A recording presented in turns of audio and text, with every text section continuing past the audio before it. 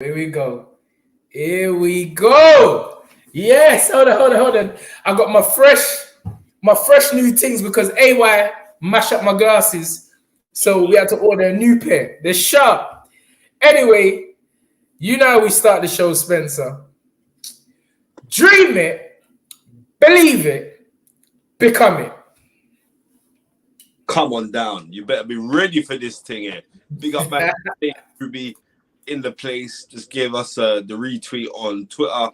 Yep, get ready for tonight is the night for the fight. Yes. Right. I like that. Tonight is the night for the fight is right. Come on. Buzz. Why we have to go talk the thing, you know? You see, this Hebrew Israelite, man. Bro, it started already. Bro, like, a lot of people, they're not going to really cut, but bro, behave yourself. Behave yourself. No, you got Brook up there. For those, wait. For those who don't know who Spencer is talking about, he is referring to Gary Russell Jr., who got Brook up last night. And me personally, I'm not laughing at a man because, bro, boxing. It's not that, yeah. In 5 years, Nassim Hamed defended the WBO world title 15 times. Wow. Gary Russell Jr. has been world champion for 7 years, and that was his 5th defense. That's crazy. All right. That's crazy. I know he hasn't fought for 23 months. I did hear the commentator say that, and that's bizarre, you know, because it wasn't through injury. I think it was through him, again, trying to beat the system and the politics, so-called politics, you know, not taking fights, you know, trying to maneuver the sport and the business and boxing when I just feel he's not even big enough to do that. Like, you're not Mayweather. You don't demand those kind of numbers, and you can't draw that kind of crowd. So, you know, one must be thoughtful when they're trying to beat the system, so to speak. Turn 1,000,000%. But like I was saying, Gary Russell Jr. is not in a position to think that you can behave like that. Oh no, it started, Spence. Oh, type Bitcoin tramp. Wait there. Because, oh yeah, you know what? We're gonna start this show again. But hold tight. The Bitcoin tramp for the £5 donation. He says, dream it, believe it, become it. Lions in the camp. Come on. Yes, sir. And Spence, this show this evening is dedicated. I'm going to let you say it, you know, who this show goes out to this evening. Yeah. Today's show this evening's show is dedicated to Norman Blake, the father of Gary Blake, our producer. And I always say, and like everyone's catching on to my saying now, that people only die when you forget them. Unfortunately, his father passed away 5 years ago. So this is from me, Tunde, and all of the team. Like, massive condolence. But we're also knowing that people only die when you forget them.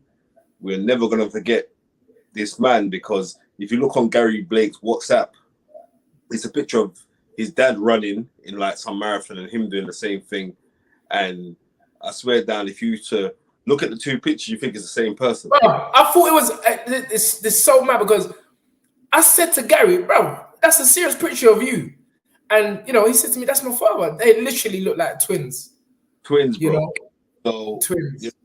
Yeah, I'm saying, like, my condolences to their family. But like I said, people only die when we forget. But not only that, but like eternal life, yeah, as this esoteric super being and everything else is actually through your kids, mate. Come on, talk the thing, Spencer. Talk the thing. And when you die, it's not what you leave to someone, but you leave inside of them. You know what I mean? So the apple doesn't fall far from the tree. Or as scripture says, for every good tree reaps good fruit, and for every bad tree makes rotten fruit. So know by the fruit of your when scripture says by the sweat of your brow you shall eat bread. Gary is a very, very hard working individual, right? Very hard, very, very hard. So now I know that his dad has ascended to be resting in power. He can link up my dad and they can have good little chats about what right now and we're smashing on the fight is right with that crazy Nigerian boy Tunde Ajayi. Gary's just good people. Imagine like, you know what I mean, the essence of your father got to feel the energy of his son getting married. Gary had a wicked wedding last year. So wicked with the wedding, like when Gary come back from honeymoon, it's like he lost the eye of the tiger to do the show. Yeah, man, you should put him as eating. Come on. So yeah. I'm just like I said, you know what I mean, gratitude is I'm grateful for your father, even though I haven't met him, but because I know you, Gary, I've met your dad. Yes. All right. Yes. So tonight is a very special. The fight is right for the father of our producer, our good friend, our brother, Mr. Gary Blake. And let's go. Anyway, Sammy Ali straight in there, 5 squid. Thank you, sir. Young man donating, not only talking, he's a very passionate young man, but not only talking with his mouth, but digging in his pocket and coming with some squiller, as likes to call it. Thank you for the £5. He said, Magsayo showed the heart of a lion and Gary Russell will be back. I think the loss is actually good for him as he may be going, as he may gain that hunger to stay active. No, sir. Bro, after. Me and Spencer shaking his head. I'm saying, no, sir. The loss ain't good for him, nothing. But the loss ain't good for him, nothing. But Spence, I'd like to hear, your breakdown on why the loss is not good for him. I mean, coming from your perspective, just to answer. Perspective, yeah. If you could not be hungry, yeah, when you had a world title and you were hungry to try and chase people to get big shots, now, right? You were in the don't need him club anyway, right? Now that you had a bargaining power of some sort with a WBC world title. You know what I mean? A WBC title that great men of the past that has held. Now that, you know what I mean, now that, Salvador Sanchez had that world title, Jimmy Nelson had that world title. I'll go for the whole list of the great featherweights that held that title. You know what I mean? You now lost that title. These men have no interest whatsoever in fighting you, right? But you were satisfied with like making $1 million every 8 months from PBC, right? Yes. Then you're trying to say that you're calling out everyone to try and get a fight. And you know what? Sometimes which I've noticed in boxing, it's about being the whole package. It's not just that you can fight, you got fast hands. I'll give you that. He's got incredibly fast hands. His hands are so fast, Tunde, that he should be a pickpocket.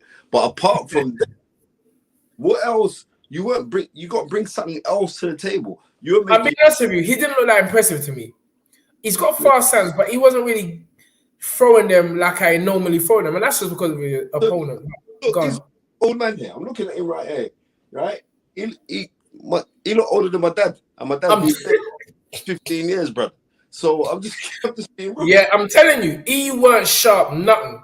Occasional flashes, but he didn't even look good. That's the thing, what was worrying for me, and certain fighters can be inactive, and I say certain fighters, not many, that can be inactive for that long and come back sharp. I actually don't remember. There's only a few man that can pull that off. Sugar Ray Leonard, Floyd Mayweather. Only them man that can pull off that stunt. Because he was gone. No, sir. When you're saying only a few, those men are all-time greats who you just called there. You can pull that shit off. Yes. But at the time when they were in retirement, they were actually in retirement. I would say more so Ray Leonard when Ray Leonard came back. Yeah. In was it April 6th of 1987 to fight Marvin Hagler. He had 3 years out of the game. Ali, when he was out, he had 3 years out of the game. His first fight back was against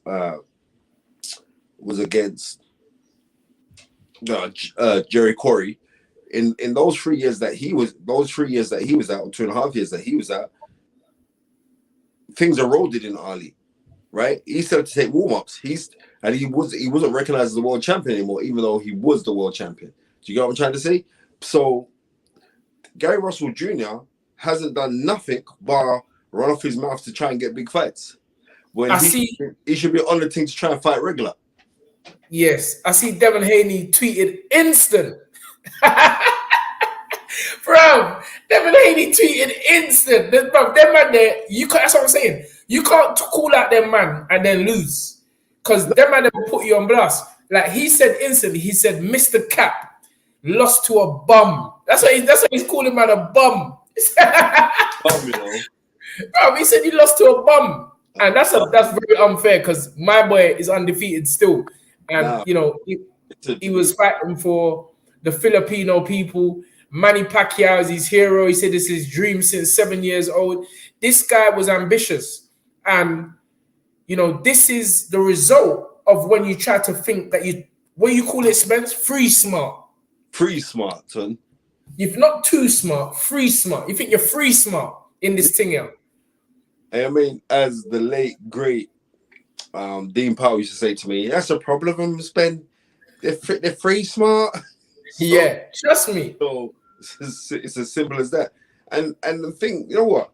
I feel sorry for Gary Russell Jr. in one sense, but then I don't in the next sense. Because who's that you rolled up on? Remember you rolled up on someone's dad and he goes, yeah, man, I could put my hands on him if I wanted to, but he ain't that. Oh my God, Spencer. Little Santa Cruz. Bro, you see, this thing is serious, Right. Bro, this thing is serious. I remember he was dissing, what's the boy that Javante Davis knocked out? Little Santa Cruz. He was dissing his dad. He went behind him, put a little choke hold, and then you see what happened to his dad? Yeah. Bro, I keep telling people, do not disrespect people's parents. All right. That's deep, I just realized that, Right. Oh my goodness. So all of and then you know what? Sorry to cut you. It was in the changing room. The dad was in the wheelchair. That's the same kind of thing that Leo Santa Cruz dad was. Yeah. See? And he was disrespecting Leo Santa Cruz. That's why, see me. I'm as much as I want to talk, I'm very careful about how I don't disrespect people's parents. You can't do that. As a big man as I am, you don't disrespect people's parents, especially when they're not in a healthy condition. You'll mash up, bro. And not only that, look at Gary Russell's back. He looks old now, son. Old. It's old. Just being real. I feel it for him because there could have been some big fights out there for him, but it never materialized. But you know what? It is what it is, and it is what it is. But I never liked the dad thing that he did. I didn't like. Yeah, he shouldn't have done that. But you just reminded me. He shouldn't have done that. But it is what it is. It's a boxing match, and as you say, as we know, the thing about boxing, no one don't care. No one don't care because people, they want to see a fight, and so whatever you're going through personally, it's only your immediate circle that's gonna really have. And obviously there are a few people that really can feel it, but it's a boxing match. The man in the opposite corner, he don't business about that. He's looking to take you out. He don't care. And that Mag Saga, but he was fighting. He's got a good future, with a lot of passion last night, and he can punch. Another thing, mistake. Gary Russell done. He let man know about his injury before the fight. So guess what? Well, guess what Maxada done? The way that he punched him in the shoulder in the third round. bro, the way that he licked him in his shoulder, the same shoulder that he said that he was complaining about. Right. He punched him so hard in the shoulder. Why are you complaining about injury prior to a fight, yeah? Oh, I just never get it.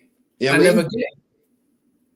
I never get. I remember George Foreman. I forgot what Floyd fight he was was commentating on, and he said, "Man, if it was me, I'll go right after that injury. I'll punch him right because it's boxing. It's fighting.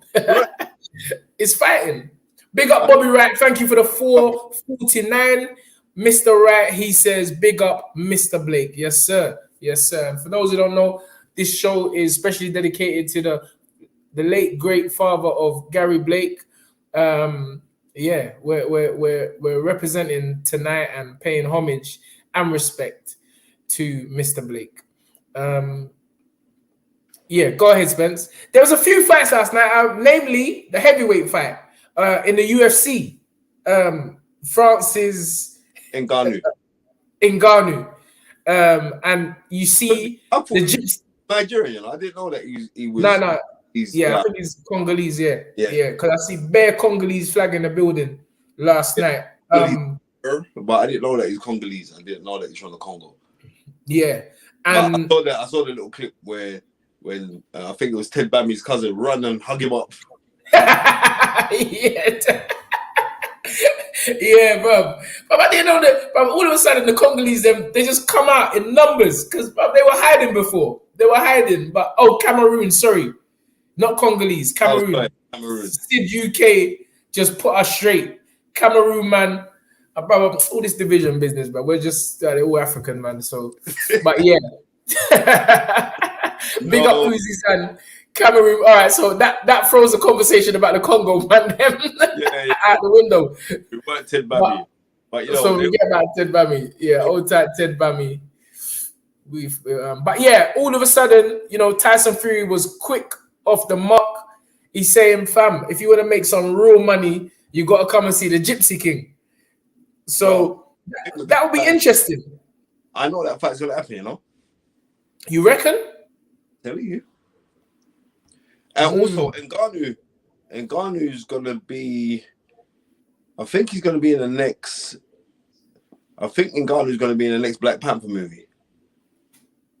Okay. Good sources. I think it's going to be one of the Marvel films. I think it's going to be Black Panther is going to be in. Interesting. Well, it's good to see guys, that'd be good. But we've got to look at this. He got $600,000 last night. Reportedly.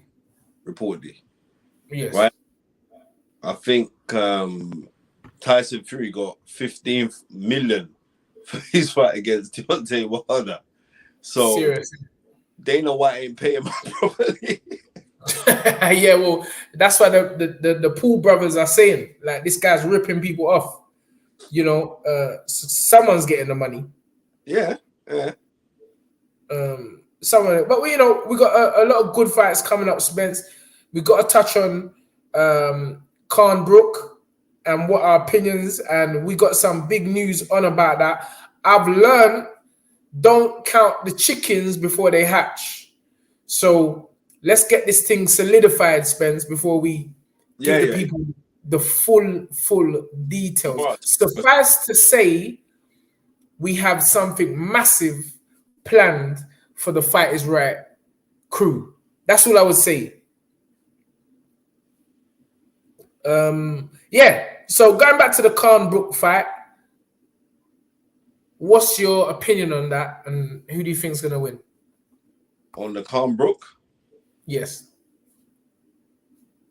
And people, wait there, we got 111 live. Press that subscribe button. We're going to say, I always do the 1-2. Number 1 for Amir Khan and number 2 for Kell Brook. Yeah. Who's going to win? 1 for Khan, 2 for Brook. Go ahead, Spence. I don't know who's going to win, son. Seriously, I really don't know.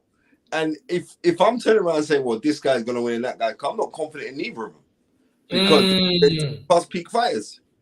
Do you mean?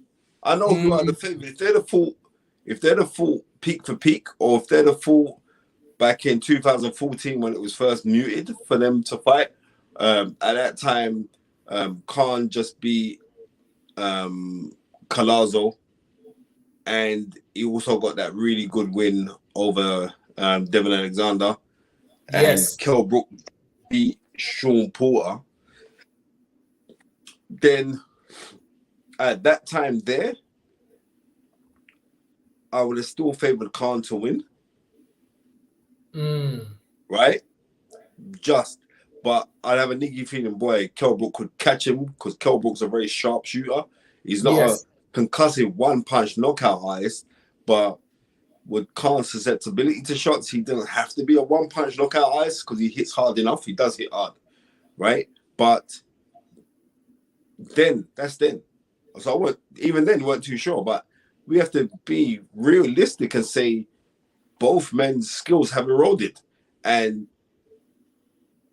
you'd have to say, like, to the fundamentals of boxing, Amir Khan wasn't a free thinker in the boxing ring, right? Yeah. Amir Khan is a man that you give him instructions and he will hurt you. You know what I mean? Yes. Similarly to Tommy Hearns. Tommy Hearns wasn't really a free thinker. Tommy Hearns, a man you should would give him instructions, or he had Ralph Seach on his corner in his second fight against Sugar Ray Leonard, June 12th of 89. And come on. And round 10, I'll tell you what, go watch it. In the round 10, like Ralph Seach says, right, you can knock out Leonard, you can knock him out if you go straight right hand, left hook, right hand. You can knock him out like that. And what did he do in the 11th round? He come out, well, straight right hand, left hook, right hand, and he clips Leonard and he knocks him over. Should have knocked him out, but he's a man that you can just by listen to that, listen to the corner work, he listens to instructions. I've heard when Amir Khan was working with what's my name? Freddie Roach. And Freddie Roach would say to him, like, this time now, blister with speed and then come through the middle. And he would do the same thing. That's what he done against Madonna. Come through the middle and drop downstairs. And that's how he dropped Madonna. But that's through instructions. So he's very good at listening to instructions. But he's not going to freestyle. There's certain times in a fight where things haven't been working, which we've seen with Kell Brook. And then he's had to freestyle certain things, but not by going off of the instructions which he's receiving from Dominic Ingle. And this one makes it an interesting fight because it's two old men fighting each other now. Let's be real. But the thing is, Amir Khan is a person that's been banking on speed right throughout his career. Now, you can't tell me all them late nights smoking the shisha.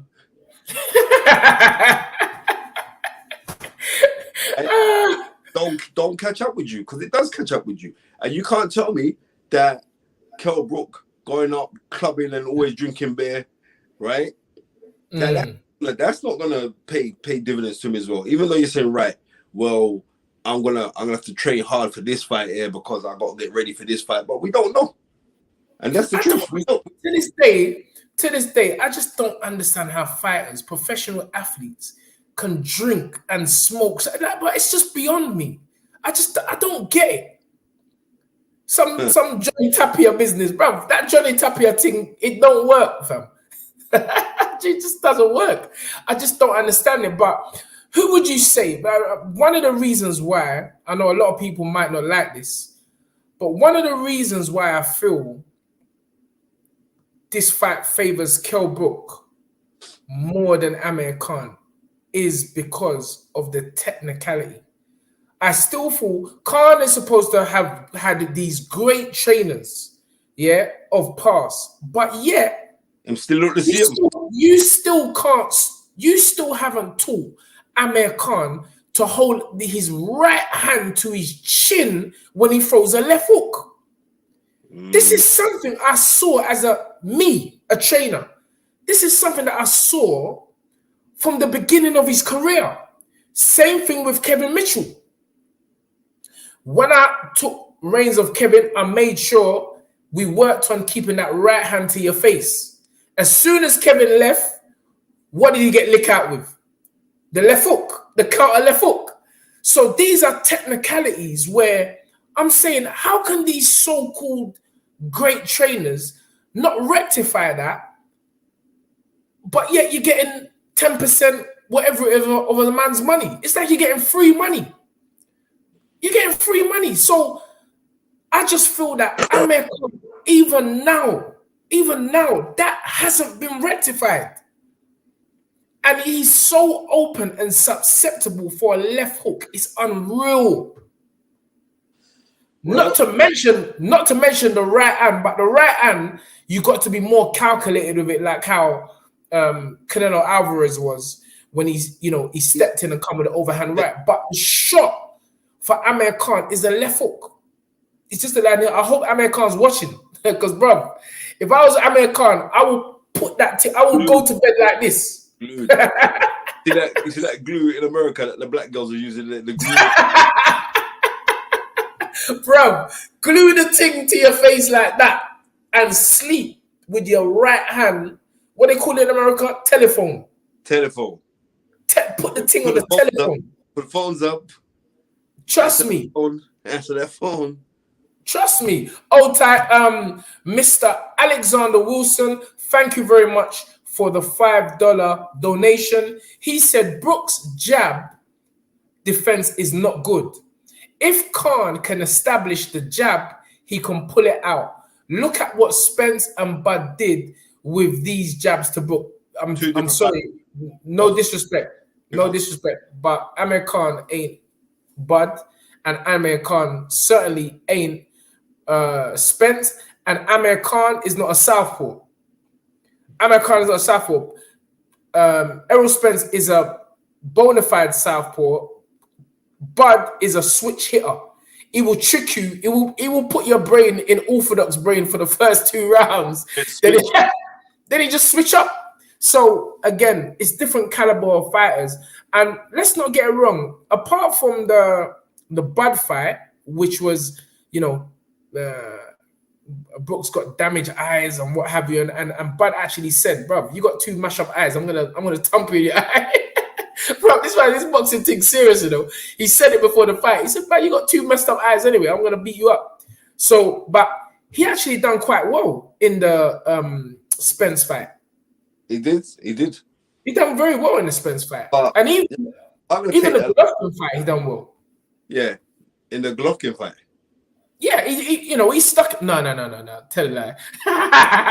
Tell a lie. Bro, Golovkin gave him some heavy blows in that fight there. But the Spence fight, he definitely did good. Box well. The reason, but I'm going to take also into consideration was the fact that Spence was the away fighter.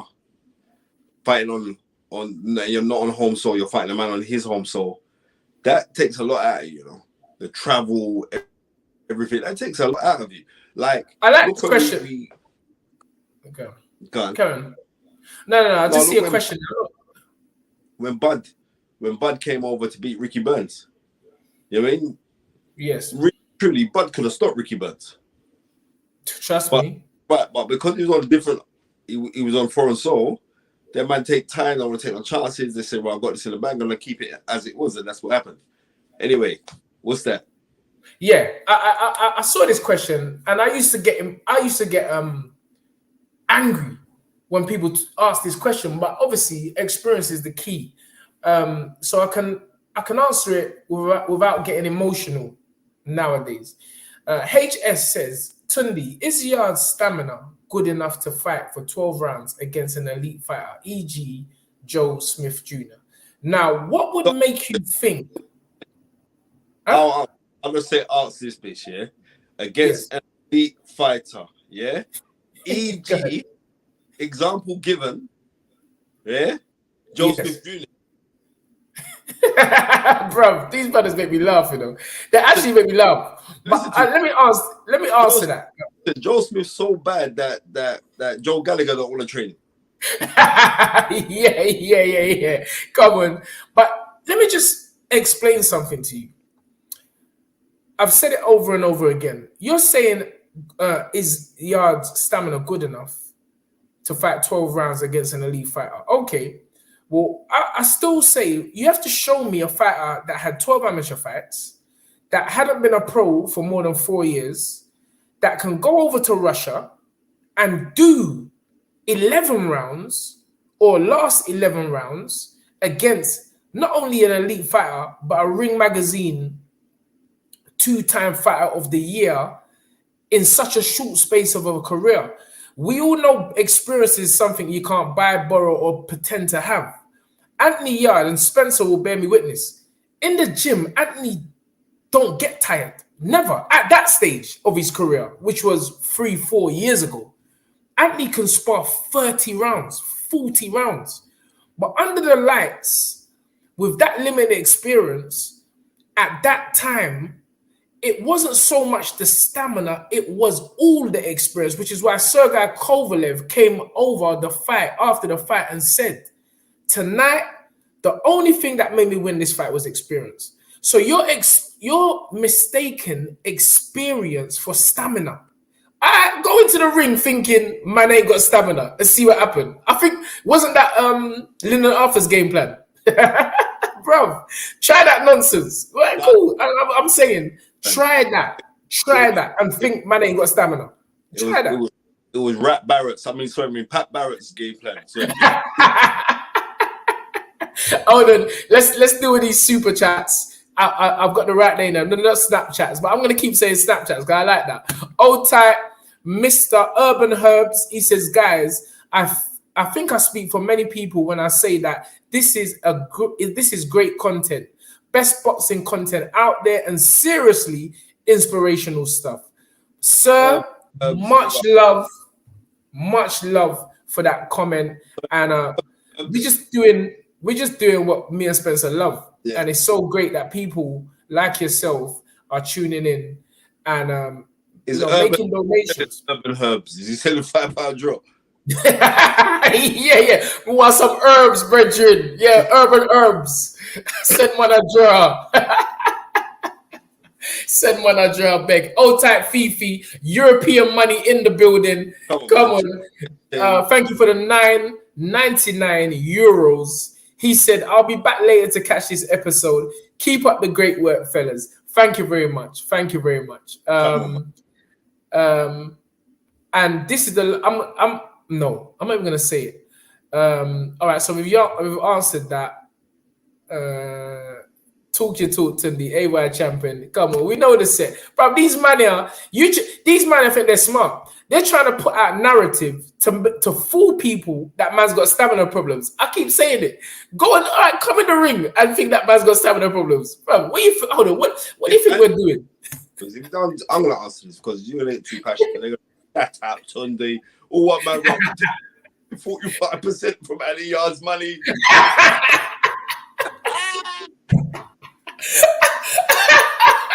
Yeah, all he's doing is taking 45% of his money. Oh, he's a cheerleader, a glorified pad man. Come on, bro. These men make me laugh, you know. I said 45%. I said, right, you're doing better at the booth. Right. So I'm saying if any yard was had stamina issues. Come on, wait, sorry. The man behind Cam has just entered the building. So great to have him. Gary's here, ladies and gentlemen. The man that you don't see, but you feel his presence has joined us. And thank you very much. He's with us. Guys, Spence. Right. I want to say if he didn't have big up JD Dyer. Love this shoot. You know what I mean? Big him up, right?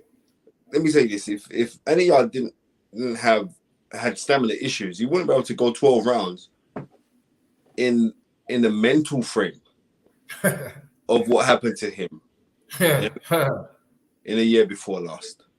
Yeah, that's what I got to say to people. So I don't want to go drag on to say about stamina issues, stamina, blah, and all that. Let me tell you this: this stamina thing, man will tell you that you ain't got stamina. You listen to so much that you believe it, then you feel too. Right. And that's the narrative, man. Try. That's why certain times I see the questions. I'm not even answering. I'm not even repeating them because you think you're clever. I'm 48. I'm telling you now, I could do 12 rounds. I know for a fact I can do 12 rounds, right? Because it's a mental thing. So when people say the stamina, listen, man, it's like people just want to pick. And that's when they would, and we know that they're playing devil's advocate, but we're playing God's advocate. So they can come with their little devilology, but it's not going to work. You know what I mean? I'm a little bit too wise for that. As Muhammad said. Come on. Okay, let me see this. Oh yeah, let me read that from off the canvas. He said it's dangerous to listen to these critics when they talked about stamina. When they talk about stamina problems, AJ listened to the people about stiff bodybuilder, which was his downfall against Usyk. Correct, and he actually said it. He said it. The thing about me, I don't listen to these men, so I'm never. The big man is in the building, Mr. Snapchats himself.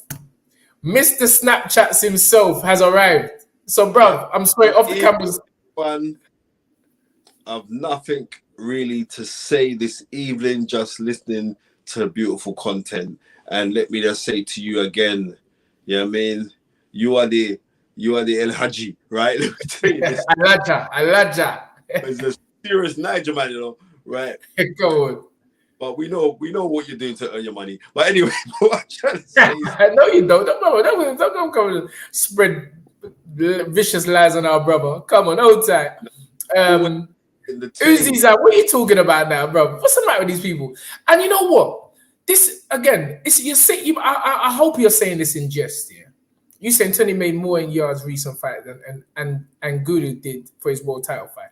But again, brother, if you're saying this in jest, you have to be careful. You might be serious, I don't know, but you have to be careful because my response will be this: when you see man like Ben Davison and all these man making bare money from these fighters, you don't say nothing. You don't say nothing. Especially, you understand what I'm saying? You don't say nothing. But why? Why are you so concerned or upset that I'm doing what the British Boxing Board of Control? Well, I'm not even going to talk the business because you may be surprised what I take home.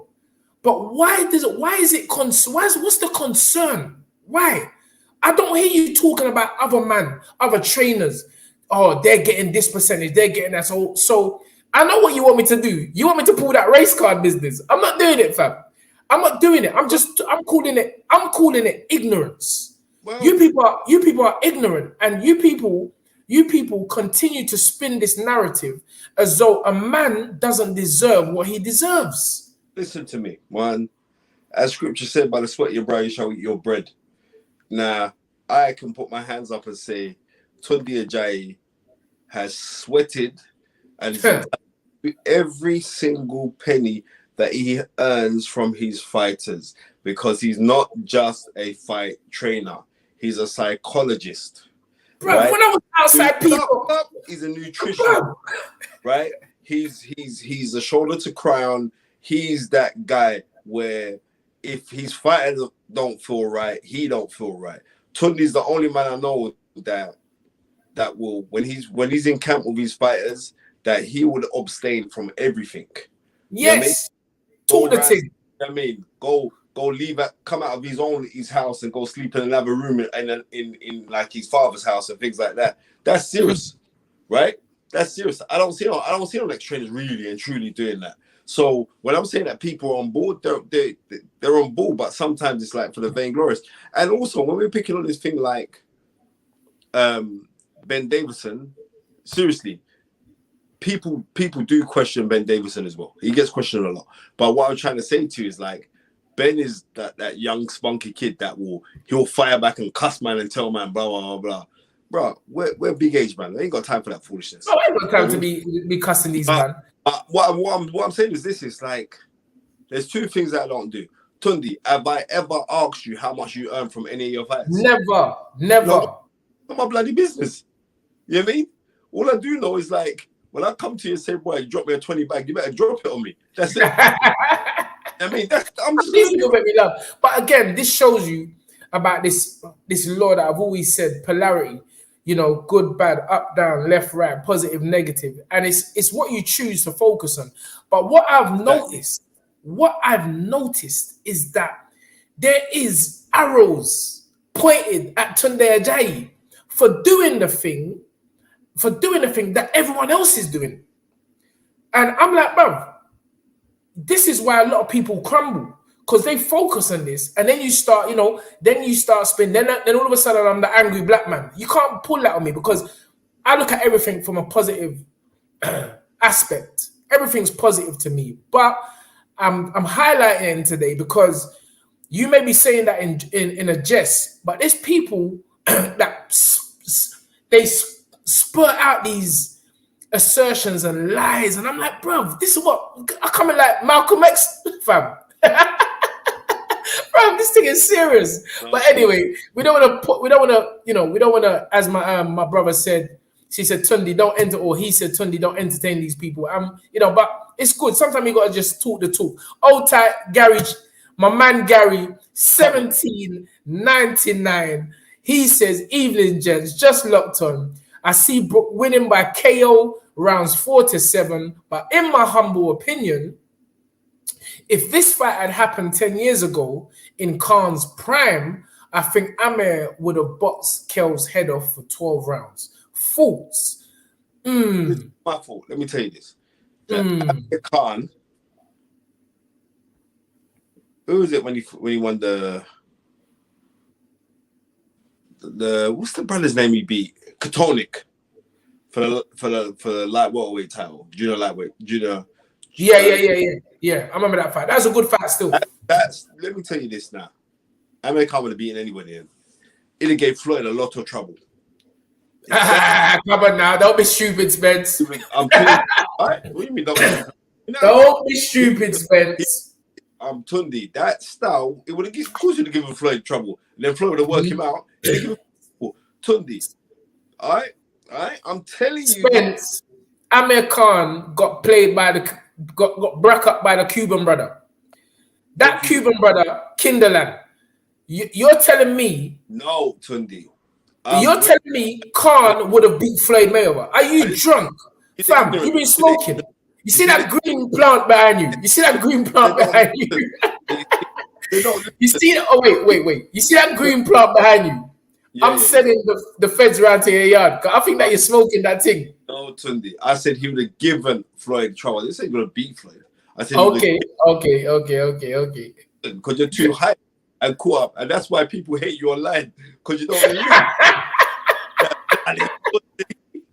With his shiny bloody face. Like, calm yourself down as well, Tom, because I know you got your next endorsement from Cocoa Butter coming through because that face is too shiny, right? But I'm saying that Khan would have given anybody problems because of the hand speed. Eventually would have got caught, but he would have given, that hand speed was ridiculous that night. That night he beat Katonic?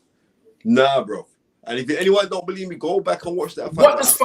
Listen, man, you're chatting to a boxing man. You're talking to a boxing man that's looking at this thing studiously 22 hours a day. I'm telling you, because a man's got fast hands, that don't mean that he's gonna beat a master boxer. No, what's fast hands got to do with it? Them trouble until they. He ain't troubling nothing. Did Pacquiao trouble? Hold on, what? Did Pacquiao trouble Floyd? Two old men fighting, bro. Do you see how sharp Floyd was? You chat about old man. You talk about old man. Floyd was old when he fought Canelo. Floyd was old when he fought Canelo. Did Pacquiao hurt Floyd in that fight? Let's be real. 3 times. Okay. 3 times he hurt Floyd. 3 times. But what I'm trying to say is that exactly. Please explain to me. Floyd was sharp. Even when I told you to go. When I was watching the Canelo fight the other day, I said, Spence, please go and watch this fight again to show you how Floyd played with Canelo. And his thinking was on point, you know. Played with Canelo through his mind. And that's what I'm trying to say. Fast hands don't mean nothing. If a man can outthink you, he's got faster hands than you. And we saw that with Canelo. We saw that with Pacquiao. Floyd was too sharp for Pacquiao. And Pacquiao's hands are fast. Pacquiao got the Bruce Lee hands. So that fast hands thing don't really wash with me. If a man's a quicker thinker than you, Pacquiao's fast hands. Old Pacquiao fast hands. Well, I'm just saying. Amir Khan. Listen, Amir Khan, who fought Katonic, was faster. No, sir. No, Spencer. Was faster. No, Spencer. Look, man. I'm glad that we're having some discussions right now because people will think I'm on some Bridget thing. Now time I even like Tunde. I went back to yeah. drive around his house right now. Spencer. Let me tell you why. You're chatting about curtailing.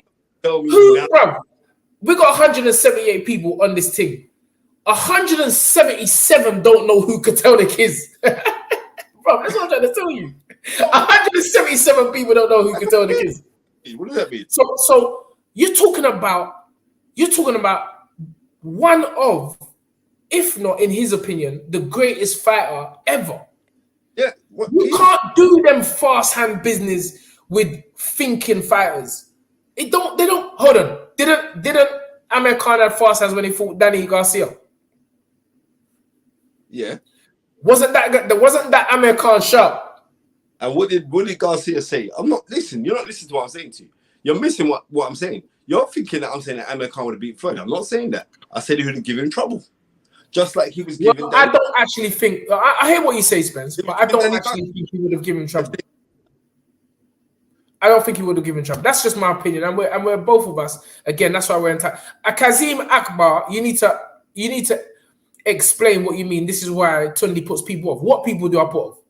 Please, you try about yourself. Don't try to put people in your thing. You're talking about yourself, and you need to explain why I put people off. Bro, you're talking rubbish. Bro, come on, and next time you're gonna pay for any comment that you want now. You gotta pay for it. Otai Anton M. He says, gents, what did you make of Ben Davison's comment calling UK trainers lazy? I'll let you answer that first, Spence. Agree with him. Ben Davison. Again, he didn't actually call all UK. He just said some of these trainers. You know, I don't think he's just being generic. He can't call me lazy. I tell you that for free. Listen, he's calling certain man lazy, but the man that he's talking about or referring to, they're none of my brethren. There's no one in boxing who I know, who I speak to, who I drop my conversation with that he's talking about. But yes, because you know what, I'm gonna tell you something. You know who works really hard but don't really get credit for it? He works really hard. Al Smith. He works hard. Al Smith. Okay. He works hard. Eddie Lam, I'm gonna tell you this. Eddie Lam works hard. Like yes, sir. So when he's saying like you lazy, I say, no, what trainers are you actually talking about are lazy? Because I know Dominic Ingle's not lazy. Right? You know what? I think again, it's maybe a comment that Ben's gonna look at years down the line and really just slap himself in the face, right, because exactly. You need to be, listen, right now he's riding a wave. He's being blessed through hard work. There's the undeniable, you know me, Spencer. I always say people are there for a reason. They're not there for just abracadabra. But the thing is that you got to maintain. So when you're talking that kind of talk and putting that any kind of energy out there, calling other people lazy, you got to realize that now you got to keep doing this thing over and over again. Tell you this, Dave Coolwell's not lazy, That brother works hard. Remember Dave Coolwell all them years ago when we done the show in Joe Catchmore, and Dave was up and down running, bro. His forehead was shining, fam, but through hard work. Right, exactly. So when you're turning around saying you Joe Gallagher lazy as well, is he? Is he lazy? No, sir. Right. No, sir. Right. Adam Booth lazy. I was at his gym the other day. No, sir. Yeah. Right. So I'm saying there's guys who this is how it goes in boxing, right? And I can tell you, when you come in and bro, this brother. Anyway, this Kazim brother, I'm gonna deal with him because you read that because I ain't got my glasses. Okay, let me see. Let me read that. This Kazim brother. And Honey Badger 83. Thank you for the £20 donation. He said, no question, just wanted to support the thing. Big up Spence. He's a real brother, rare breed. Best boxing podcast out there, period. Tunde, Spence is a blessing to you and everyone under your umbrella. Bruv, I'm a blessing to Spence. Don't, bruv, I'm not one of the... bruv, no, that's about Tunde's. Bruv, when people... You see what I'm saying? This is the thing about me and Spence here. For many years, people, and I know you ain't because you just supported the thing, but again, when you're a supporter, you have to be mindful. You're only getting reprimanded because you're a supporter. When you say Spencer is a blessing to Tunde, so what am I? No, you're supposed to say we're a blessing to each other. You understand? You have to. This is how you have to. This is how you have to put things out there, because you're making by making. If I was a little weak brother, you're putting statements out there that will make man feel inferior. What do you mean Spencer is a blessing? What, you know how many times I'm there watching boxing with Spencer all years ago, and I'm showing Spencer things that he can't see, and he's showing me things that I can't see. I'm the one who showed people from day one. Spencer is a man that his memory is like a dictionary. So we're always, blessing each other. But I'm just like, bro, I'm not going to allow man to just say Spencer is a blessing. What kind of weak brother? I'm not one of them weak brothers. We're blessing to each other. Come on. Yeah, it's true. Get me hyped. Yeah, Honey Badger is true. I mean, Tunde's inferior to me. It's cool. Don't worry about it.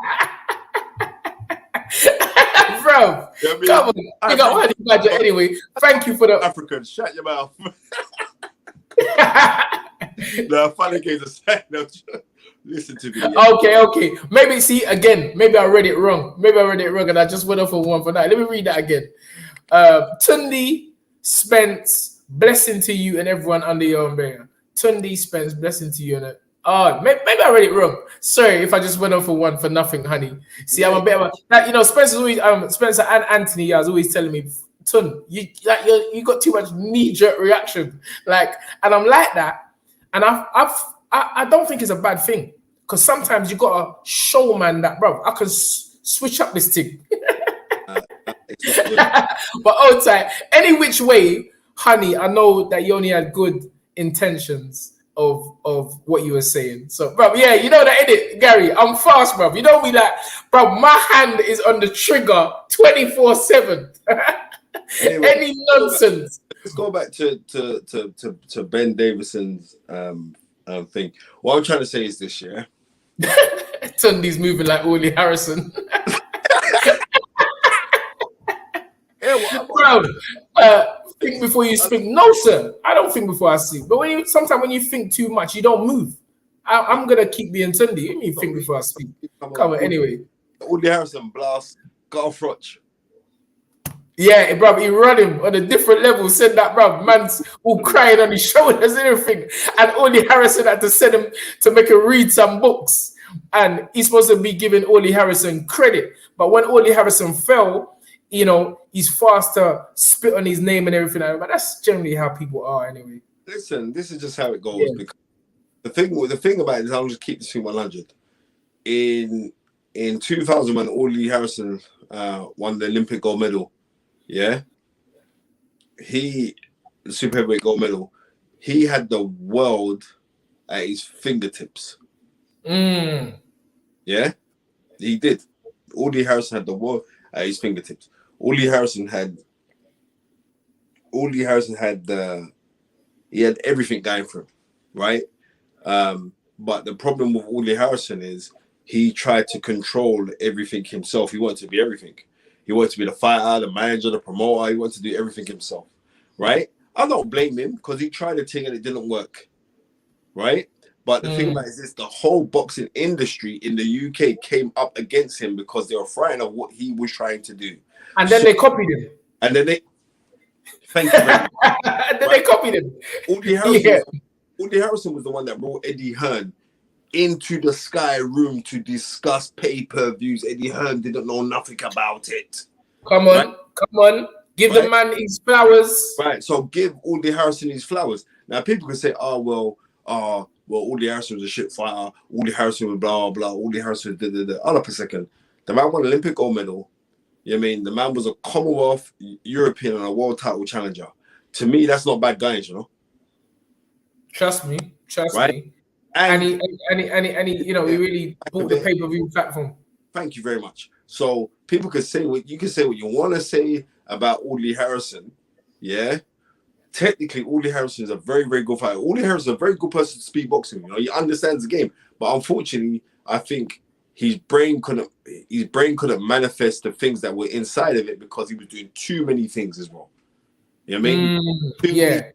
And at that time as well, I don't think he was absolutely genuine to himself.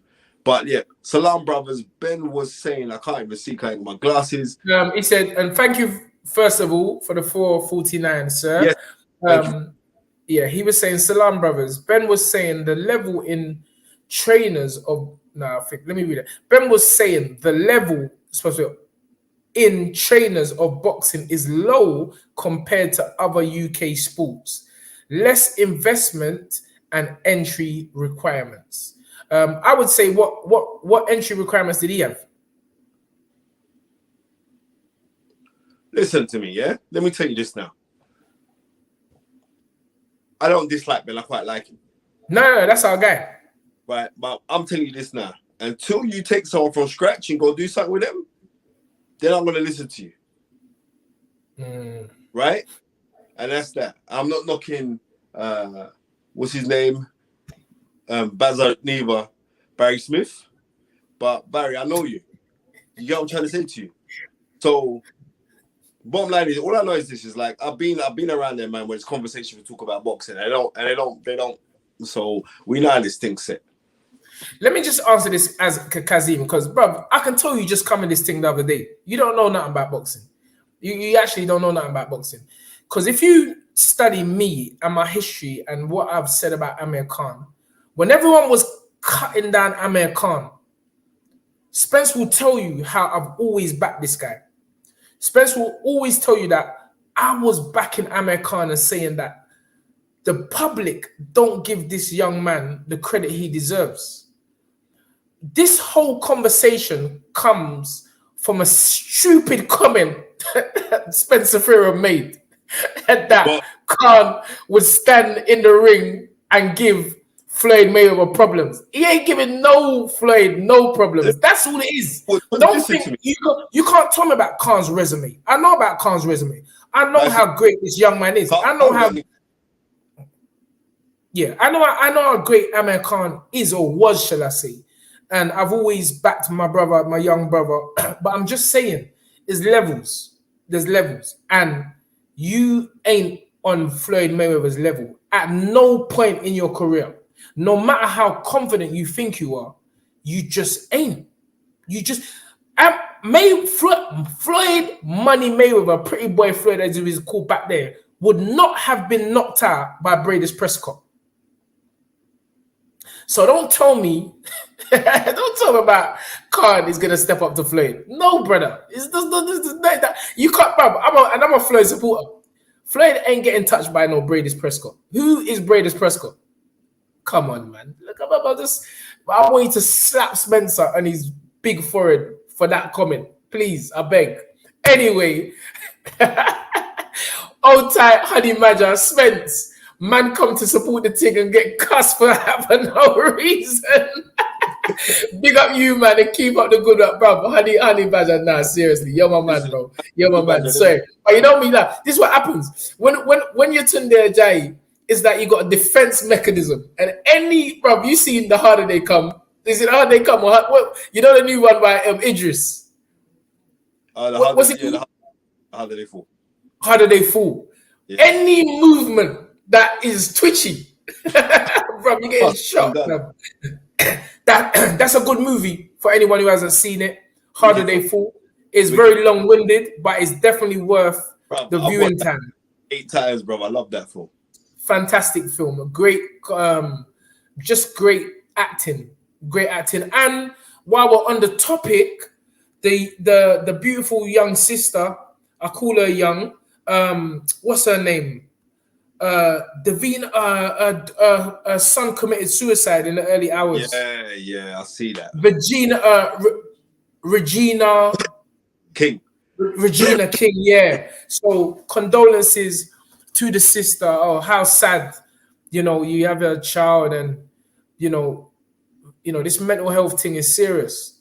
You know, but the young man committed suicide. So condolences to the King family while we're on it.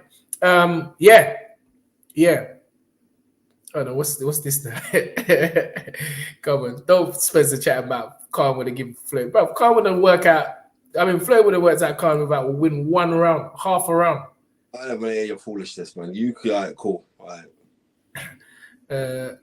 All right, let me see what Naz is saying.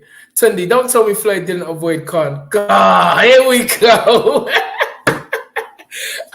Styles mate fights. Not saying he beats Floyd, but he would cause Floyd's problem before getting beat. Bro, Styles make fights for 99.9% of fighters. But every so often, there's a fighter that comes along that styles don't make no fight. Whatever style you bring, they beat up. Joe Calzaghe was one of them. Floyd Mayweather was one of them. Hey, bro, there's just certain, bro. Andre Ward was one of them. These men have the ability to just work you out. You come with a marauding style, they deal with you. You try to box them, they deal with you. And you know, Floyd Mayweather was just one of those rare individuals. So it don't matter. And that's just ridiculous to say that Floyd avoided Khan. In what world was you living in? How? This guy knocked out Diego Corrales early, like in his career. The guy beat Gennaro Hernandez, who had his only loss was against Oscar De La Hoya at a higher weight, if I'm not mistaken, Spence. This guy's incredible. I don't know when you man are gonna give this. I don't know when you give Floyd his credit. As you're talking, I was waiting. Say again? That's Floyd Corrales. Come on, bro. Come on, chat about Floyd. That Khan. Come on, man. In what world, fam? No way. Come on, old time Mayor Brixton. Come on, when the fruit ripe, we'll go and pick up. Tunde, you're a legend in this game. But they don't want to just give me my roses. Give me my roses now. But anyway, this is good too. This is, and I like this because, you know, when we don't really have a topic per se, it's great that we can just get on here and just interact with the fans. And please let it be known, no matter what I say to you when I'm interacting, it's all love. You know, this is one of the reasons why myself and Spencer have been able to navigate ourselves through the game when many people that we started with are not here today. Because it's all good vibes, positive vibes, and that's how we're moving. Anyway, he says, who gave Floyd the hardest fight? Hardest night? Spence? Who gave him his hardest night?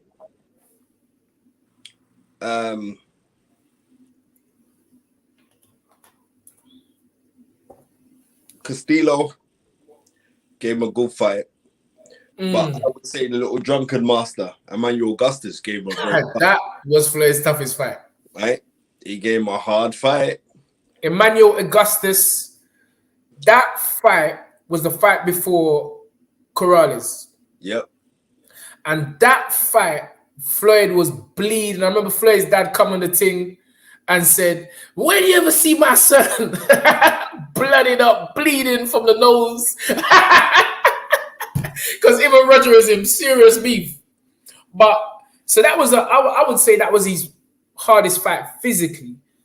I would actually say Oscar De La Hoya was a hard fight for Floyd because of what it meant. And the volume of punches that he got caught with in that fight. You know what I mean? You know, that's got to be, I'm going to go check on ConcuBox if that's the highest amount of punches that he's received in a fight. Because De La Hoya threw a lot of body shots in there, you know? You know what I mean? He threw a lot of shots in there. But yeah, I remember after that fight with Floyd said, how can they say he's great? He doesn't move his head. Like, yes. Yeah, maybe so. But I still don't business what Tunde's going to say. I still think that Amir Khan would have given Floyd something to think about for a few rounds. And Tunde can say what he wants to say. You know what I mean? The little argumentative Nigerian man. Everybody is entitled to their opinion. That's what I would say. Yeah, and I can say the same thing. All right. I see someone say, Kazim, bro, you're pissing me off now. I might block you, bro. Because your questions, they don't make no sense. No, not really. Keep on asking me questions. We love it. This show is open to everyone. The floor is open to everyone. No. Anyone just dash you up. One thing about us, we ain't afraid to answer questions. And that's what it's about. It's about having a platform which is open to people.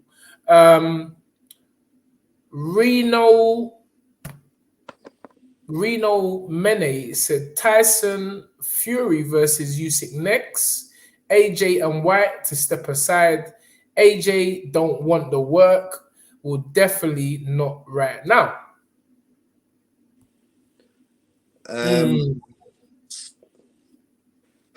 We'll find out for next week because I think like the purse bids are going to be done. The purse offers and all will be done for next week. Yeah, Wednesday, innit? Yeah, by Wednesday. So we'll sit down and wait. We'll wait patiently and studiously to find out what's going to happen there for that. If I was Anthony Joshua, I would take the step aside money. Bruv, I said this from the get-go. I said this from the get-go. Not because he's frightened of anybody. No. Right? But this is a business. So if they're talking about 15 million step aside or some mad money like that. So if they're talking that kind of money, then step aside and hone your craft even more, then fight the winner. And let them two bash 7 bells out of each other. And then you come in and try to take up what you got to take up. And I'll actually say the same thing with Dylan White. If that was the case and they offered some big money for you to go step aside, I would say take the step aside money, right? Take the step aside money, hone your craft even more, because you're going to get your shot. Because it's undeniable, you have to get your shot. That's what I would do. I don't think AJ's scared of anyone, to tell you the honest truth. I think he's trying to find himself now. And the problem with Anthony Joshua is when you're a global icon like he is, and he is a global icon, right? What will happen is when you're doing your learning in front of the whole world. So it's different. Sorry, Spence. I'm just letting you know that I have just blocked Kazim. Because, bro, I don't feel his energy. Bro, I'm sitting there and I'm saying, nah. This, bro, you know when the temples start go like this. You know when you tell me, so, bro, that brother's energy is not sitting right with me. So, bro, I just blocked him. So, get out of here, man. Bro, I'm just saying, bro, you're talking, yeah? As you're talking, I'm saying, bro, this brother's trying to get me mad. Nah. This is a positive show. You got to come out here, bro. Get away. So, I'm just letting you know that man just got blocked. So, if you don't see no Kazim in no comments, it's because we just blocked him. This is a good vibe show. It's a positive show. We don't want none of that right now. Come on. Block. You're block. Anyway, man, straight blocking. This is coming from a man that just reprimanded poor Honey Badger for no reason. Bro, no, but Honey Badger's all vibes. Good vibes. But this Kazim, brother, I'm saying nah. You know that? In my head was throbbing. I'm like, bro, is this brother being negative? From I'm asking this question, that means you're negative. Because I'm a vibes man. I feed off pure positive energy. That's how I live my life. So I'm saying to myself, nah. All the questions, I'm like, nah, get out of here, man.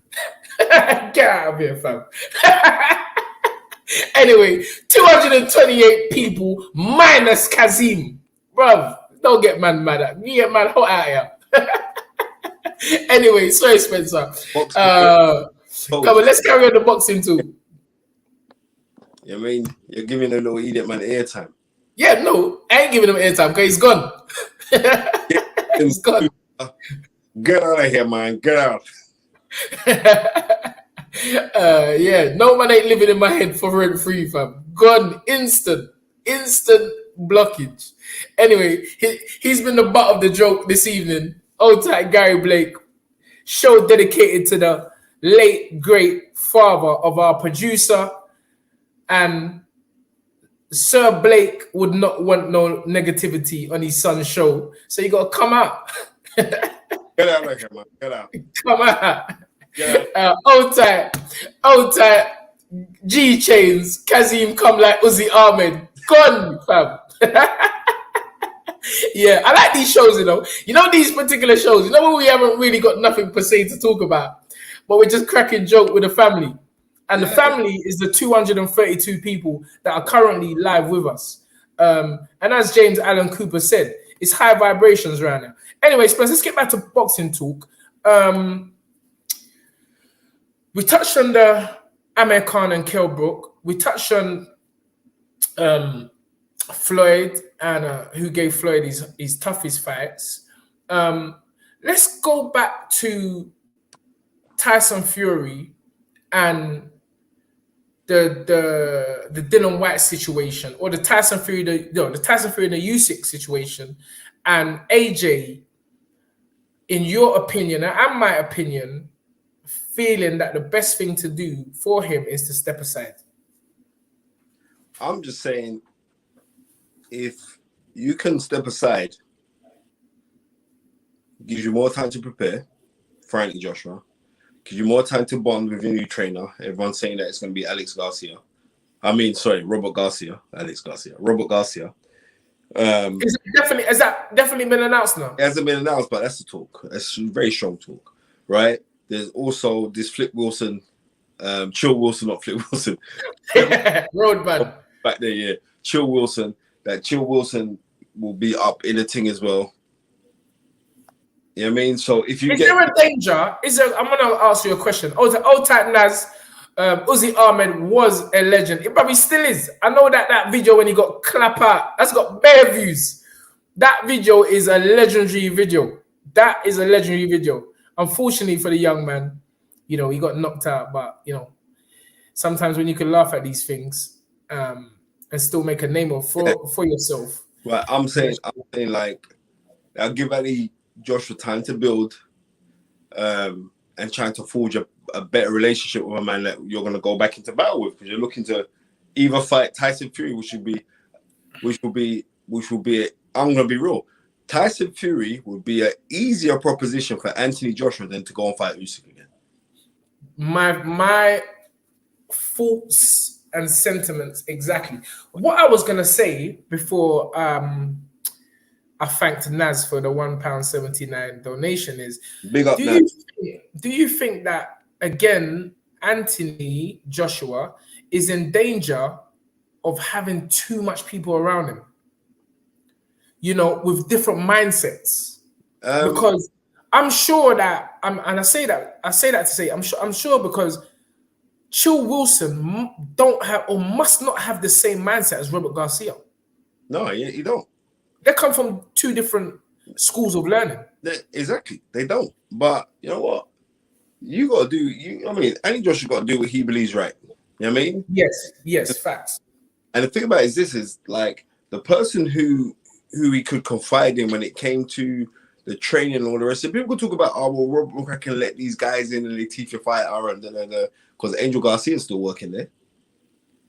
Angel Fernandez Garcia. Angel Fernandez is still working in the team, right?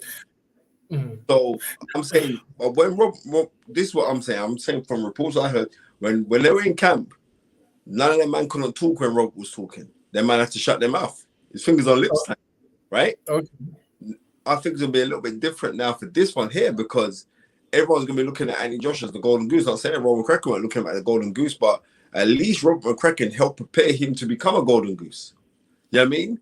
And whatever monies that Robert McCracken earned from Anthony Joshua, he was deserved for every strike and penny, because he worked the amateurs up to present day, right? Yes. Now these new men are coming in, and as much as saying, I want a heavyweight to work, I want a heavyweight to work with, right? You've now got the prize, but if the thing isn't genuine, the relationship won't last. I'm gonna tell you the next thing. We had the man on last week, Lennox List.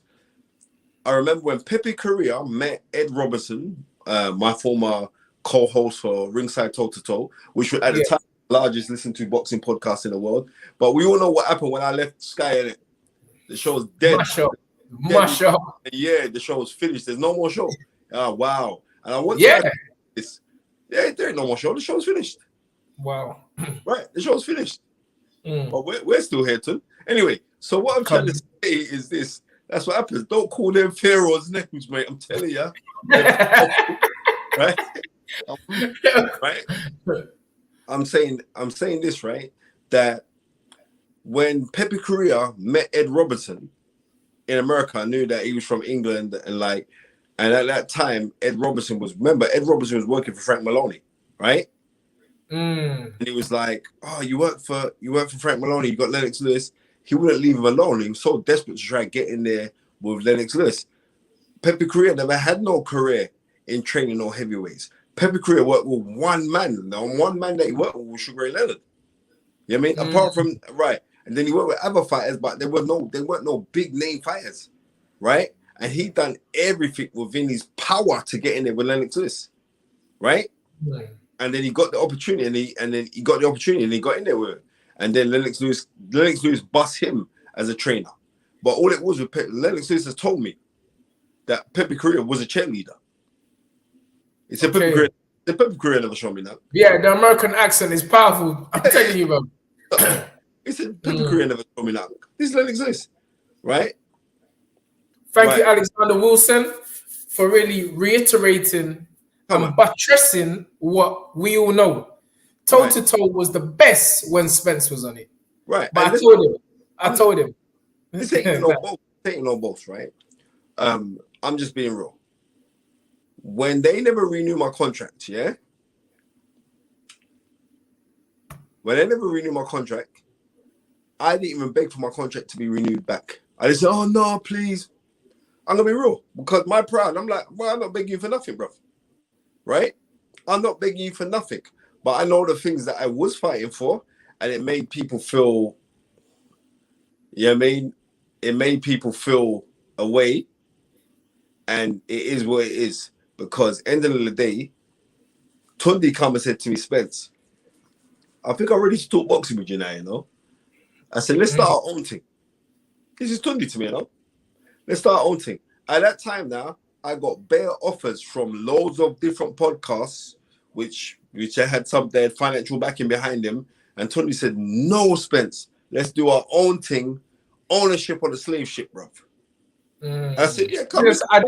I didn't say that about no slave ship, so don't try and put no Hebrews in that thing on me. Right? Right?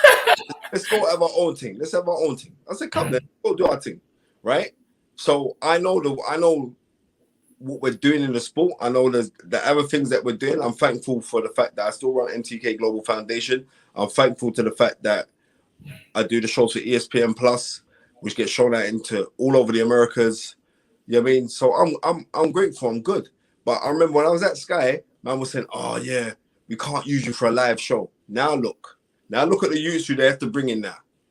So on the certain things that I was fighting and saying, "Listen, I want certain things to be a certain way," and no one weren't listening to me. Now they're forced, and you know what they're saying? Because I know what happens in their offices when they're having the conversation. I still got friends who are at Sky. They're saying, "Oh yeah," they're saying, "Oh, when Spencer was talking about certain things, he was actually right. You know, he was right." So that's enough. I've won. Well, listen, when you're ahead of the game, ahead of time, then you just have to just be patient and watch your dreams just come to fruition. So it's back to the future. Fight going on right now. Come on, big boy fight. Floyd against Gatti. I love this fight. Went to man's hometown and broke him up. I love that. And I remember Zab Judah said Gatti punched so hard, but you wouldn't have known it in this fight because he weren't punching nothing. I'm telling you. He weren't punching nothing. Onto the AJ situation. You know what? I watched the thing. Again, it's because we're not back into full swing yet, so I'm having time to watch little things on Instagram and stuff. But again, when I heard Anthony Joshua speak, it was at a paintballing thing which he put on for the kids in the community and stuff like that. And the vibe that I get, he's a very powerful young man. But I still feel that he needs people around him that can, and maybe he has, but I ain't seen no one. You need man to tell you what it is.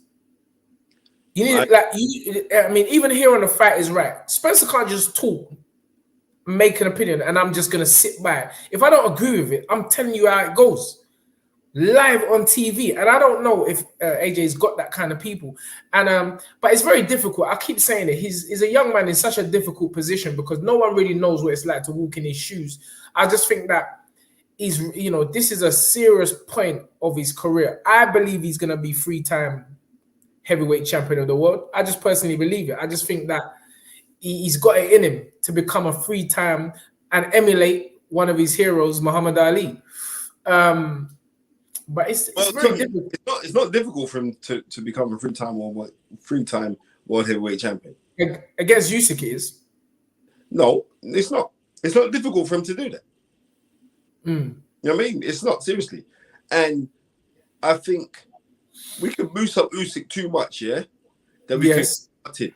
But we weren't. I weren't boosting Usyk when he fought Derek Chisora. I weren't boosting Usyk when he fought Hunter. No, I think none of us. But remember, before the fight, when we done if we go back and we watch our tactical breakdowns before the fights, we actually called that fight. Yeah, I know to we the did. T. I know we did. What we did and what we thought. We couldn't get too hard and tell them the real raw facts. Yes, but that's facts. Is this, I don't business because you know what I mean. I don't business. Like I said, AJ has done certain things to try and improve, and we shall see where it leads into. Because end of the day, like Eddie Hearn said to me, big up Bobby Wright. Come on, he said, Tunde, I got this one. HS Joe Smith Jr. is next. Stick to the plan. That's right. Don't worry about what man's gonna do. We will show you what we're gonna do. Again, everything's gonna be all right on the night. Go on, Spence. Carry on. So I'm saying, like, AJ must know when his hearts are hearts what he has to go and prepare for, and it's no good saying like, because don't think they don't listen to the stuff that we say, because he does. Oh, yeah, William, it'd be silly not to be honest. No. But the reason why I know, because anything that I say, especially that I say something, and like his family members will phone me. Yeah. Right. And I know at the same time when the family members, I know like when we're having a conversation, I know that he's listening, because I know he's most of the loudspeakers in his house. I mean, I speak to his mum regular, I speak to his sister very regular. So, do you know what I mean? And it is like, right, uncle, we love you, and like certain things. But sometimes people can misinterpret what you're saying, like they think you're trying to reprimand someone. It's not. It's because you got so much love in your heart from you wanted to do that. Yeah. Come on, toolkit. That's all. Toolkit. You know I mean? So if you didn't have it, then boy, it is what it is. Naz, thank you for the 449. Again, he said the best Sky Show moment for me was when Spence gave Frutch a beatdown. Brutal. Come on. That's when Frutch said that he's only lost close fights, and he said that the Andre. Oh yeah, I remember that. Yeah, and you said it weren't close. It wasn't close. Let's be real. It wasn't close. You know what I mean? No, come on, man. Let's just be real. That fight weren't close. He said, but 116, 114. I said, look, man, judges can call it how they want to call it. You know what I mean? That don't mean nothing. Man, you know what I mean? Adelaide Bird tried to tell us that Mayweather versus Canelo was a draw. Come on, bro. They tried to rob him that fight there. Of course they did. They tried to rob him that fight there. That fight was no way as more competitive as Oscar De La Hoya's fight. No way. Yeah, that's a good point, Kurt Campbell. Because I often say this. Is there too many coaches in the corner? No, listen. You know what is how it goes is this now, right? You have to look. And I'm an history man, so I can tell you about history. There's always been other man them in the corner of certain other fighters. Look at all the great Mike Tyson. There was right. There's other man in the corner beside Angelo Lundy. Larry Holmes, there were other man inside of the corner instead of Eddie Futch, or instead of, I've forgotten the little chubby man that used to be in his corner as well, right? So there's always other man, but right now, in the era that we're living in, we're focusing on this man and that man. And man don't want to say like, they don't want to just say, I'm working in the camp. Yes. Right? Yes. Man, everybody's AJ's coach. Right. Everybody's AJ's coach. But here's the difference. I don't hear Big Addy saying that he's Andy Yard's coach. No. I will say it. Yeah, I will say it. But he won't say it. I don't hear him saying it, and I don't see him trying to push up his face on camera. Right? You get what I'm saying? So it is what it is. And I get why people are doing it now, because they're thinking, right, well, you don't know who I could get a pop off of the back of it. And I get it. But what's due to you is due to you. Right? And if you try to use some trickology to get to where you want to get to, it's not going to last. I'm telling you this. Right? Let me tell you this, right? I'm going back to Ben Davison. Ben Davison and Adam Booth are very similar, you know. David Hay. Oh yeah, one's younger and older. They do. You know what? I know where you're coming from. No, of course you do. I actually know where you're coming from. Right? Yeah. They're similar. And let me tell you this now. Yeah, I mean, if I'm telling you, Tunde, in order for you to get to my house, I live at number 10, and you live across the road at number 5. And I'm gonna say, in order for you to get to my house, Tunde, is you just walk across the road and you press the doorbell. I'm in, right? But then you go to the next man, and he said, "No, I've got the true navigation of how you get from Tunde's house to Spencer's house. What you got to do, you got to take 37 steps, right? But on your 35th step, you got to kind of slightly lean to your left, right? Because that will give you the trajectory range for you to get to the doorbell quicker. And then, bro, certain people come into boxing want to try to overcomplicate. Yeah, and right? HS, you don't know how much money man's getting. Yeah, bro, and you're in danger of getting blocked as well. You don't, and you man keep on spinning this narrative. I keep saying we are in line to fight for a world title. There's no other conversation. What narrative? Stop trying to give man free fights. And you told you that man's getting, but you don't know what man's funds are. Don't you know that? So all right, carry on. If I get that little twitch in the side of my head, I'm gonna block you. Anyway, old type Fifi back in the building. You know what's up. Thank you for the €9.99. And Fifi, let me just tell you, today is a serious show because people's not coming with the right energy today, Fifi. They're coming with nonsense. But I guess that's because we haven't got a main topic. But, you know. Oh, I'm saying, come with yeah, you know what, Bobby Wright. Bobby, I don't know about this guy, you know. I don't know about this guy. But I'm going to see what Bobby says. If Bobby says you got to go, you're going, bro. Old tight off the canvas. He's saying, big up the lads. AJ gained confidence from McCracken and his fans. Now, some fans, not me, have lost faith in him and Rob. Isn't there anymore. He's lost now. I disagree. You know, I don't think AJ's lost. Yeah, I don't think AJ's lost at all. I don't think so. I think he's got good people around him as well. Yeah, I think he's got good people. I just think that. Sorry, Spence. Go on, carry on. Go on. I believe that Andy Joshua has good people around him. I believe Andy Joshua's. I think his head's right. I think the right people are telling him certain things. I know that he's listening. I know for a fact that last week. I know for a fact that he's listened to what Lennox just said. I know for a fact that he's listened to when me and Tunde have done breakdowns and everything else. I know this. You know why I know this? You know what I mean? Because Anthony Joshua himself told me, Rouse, this is what you're saying the other day. So that's it. Right? So I'm saying I can't worry about Anthony Joshua.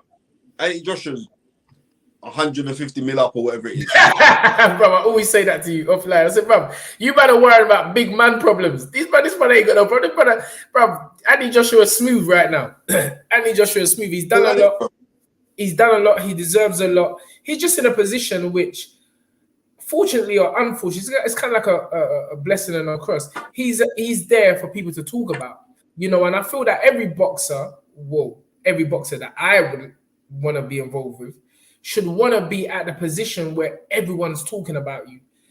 It's a heavy cross to bear, but if you're in this for the right reasons, then it's one that you would carry gracefully. And I think Anthony Joshua does that. And it's great that we can speak, on topics on him and have opinions and say what we feel he should be doing and how he should conduct himself.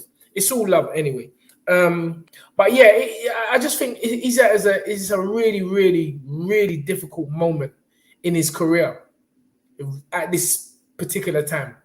And we're going to see how he's dealing with it. But in terms of the fight, again, I agree. I feel that he should step aside, which will ultimately give him time to get accustomed to the new training and the new trainer, whoever that may be.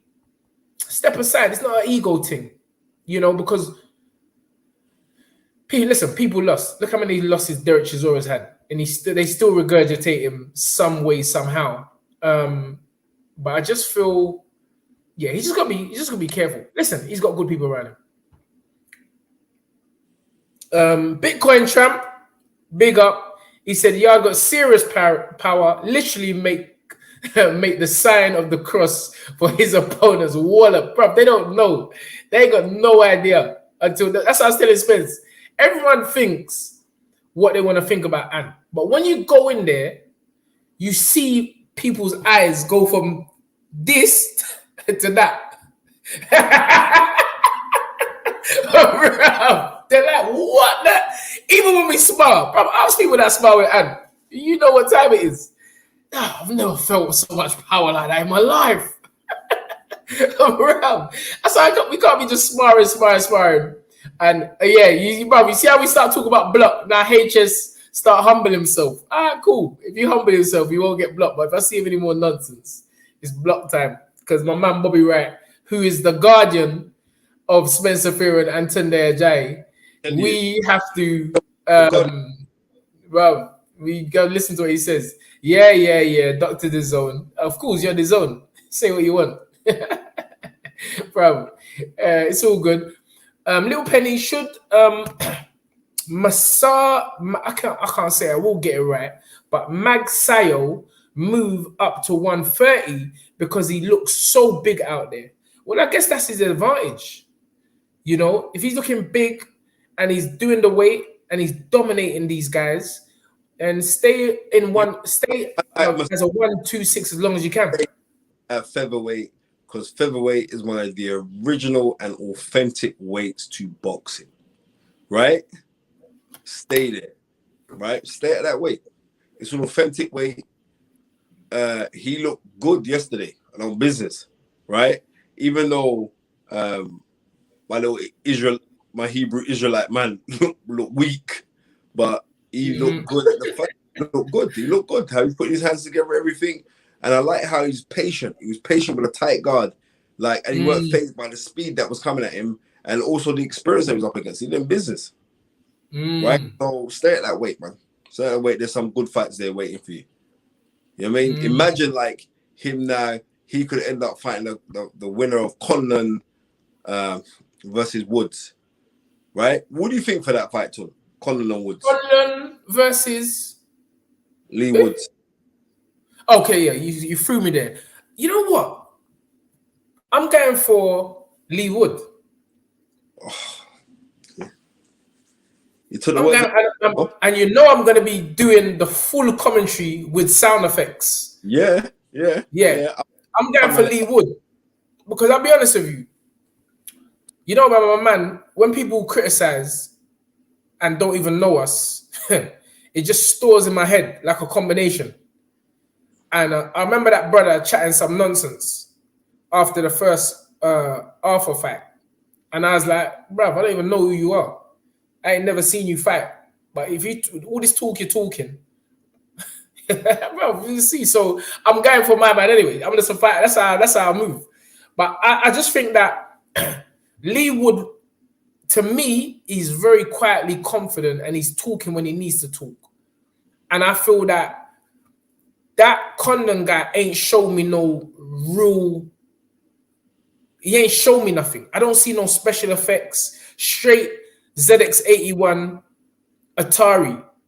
Straight up. I don't see the straight Nintendo. I don't see no special effects in man's boxing. And I don't see no power.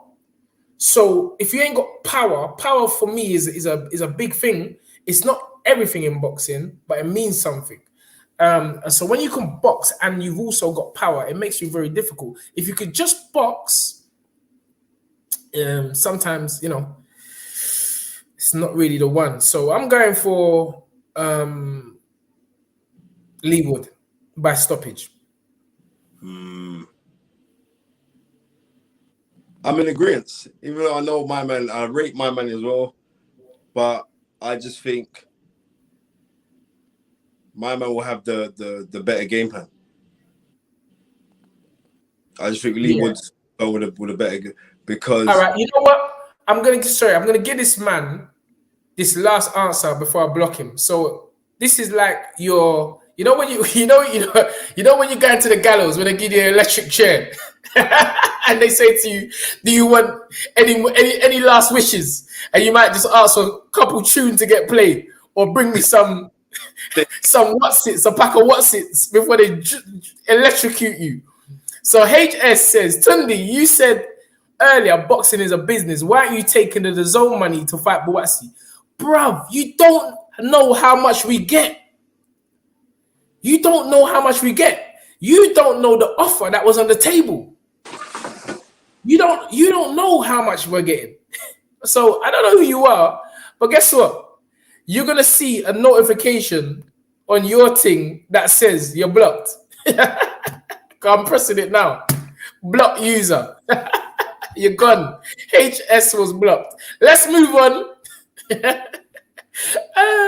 And Dr. The Zone, again, you are a what they call them? What they call them things there? What they call them things? You know them things what come on just to cause trouble. What they call them? Trolls. You're a troll. So guess what? You're blocked as well. Bro, this is a blocking show. Dr. The Zone's gone. He's gone as well. Yeah. Let's get back to the talk. Bro, I ain't done the blocking thing for a little while, you know, for a hot minute. But yeah, Dr. The Zone is gone. HS is gone. This is cutthroat business. Anyway, there's a lot of trolls energy today. Yeah, you can feel it, innit? You definitely can feel the trolls energy today. It's coming. That means we're doing something right. It means we're doing something right, Spence.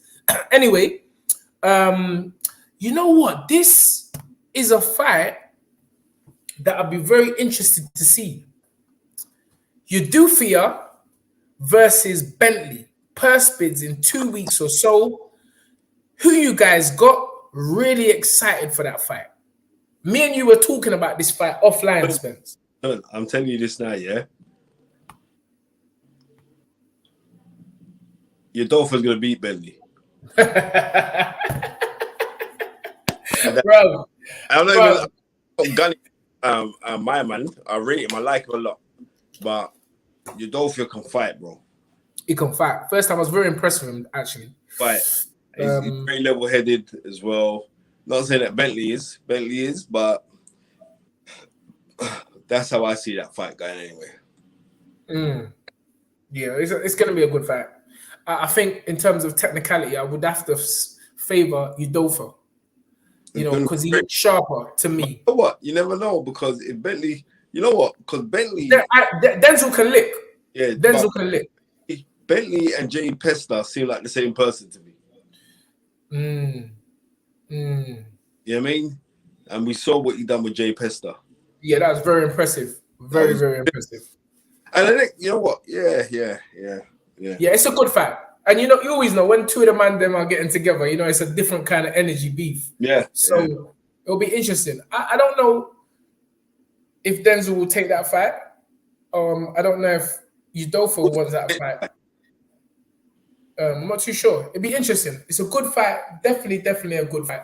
And it will be down to their management teams to decide what movements they're going to make. Thank you very much, Dr. Makabu. Yeah, the one and only Makabu. We was in the same change room with him that night in Russia. We were training in the same hotel. And I was so amazed at how much weight he was losing in one session. Bro, some of the things that he's... 1 second. Yeah. Some of the things... Spencer, you see, the way you got up at that chair is like you're very old. I'm just saying. You need to oil up. You put some grease in your back. Anyway, but yeah, Makabu, you know, he looks so old, but he's obviously doing something right. I mean, we all remember him for the Bellew fight, but I think he's come on a lot since then.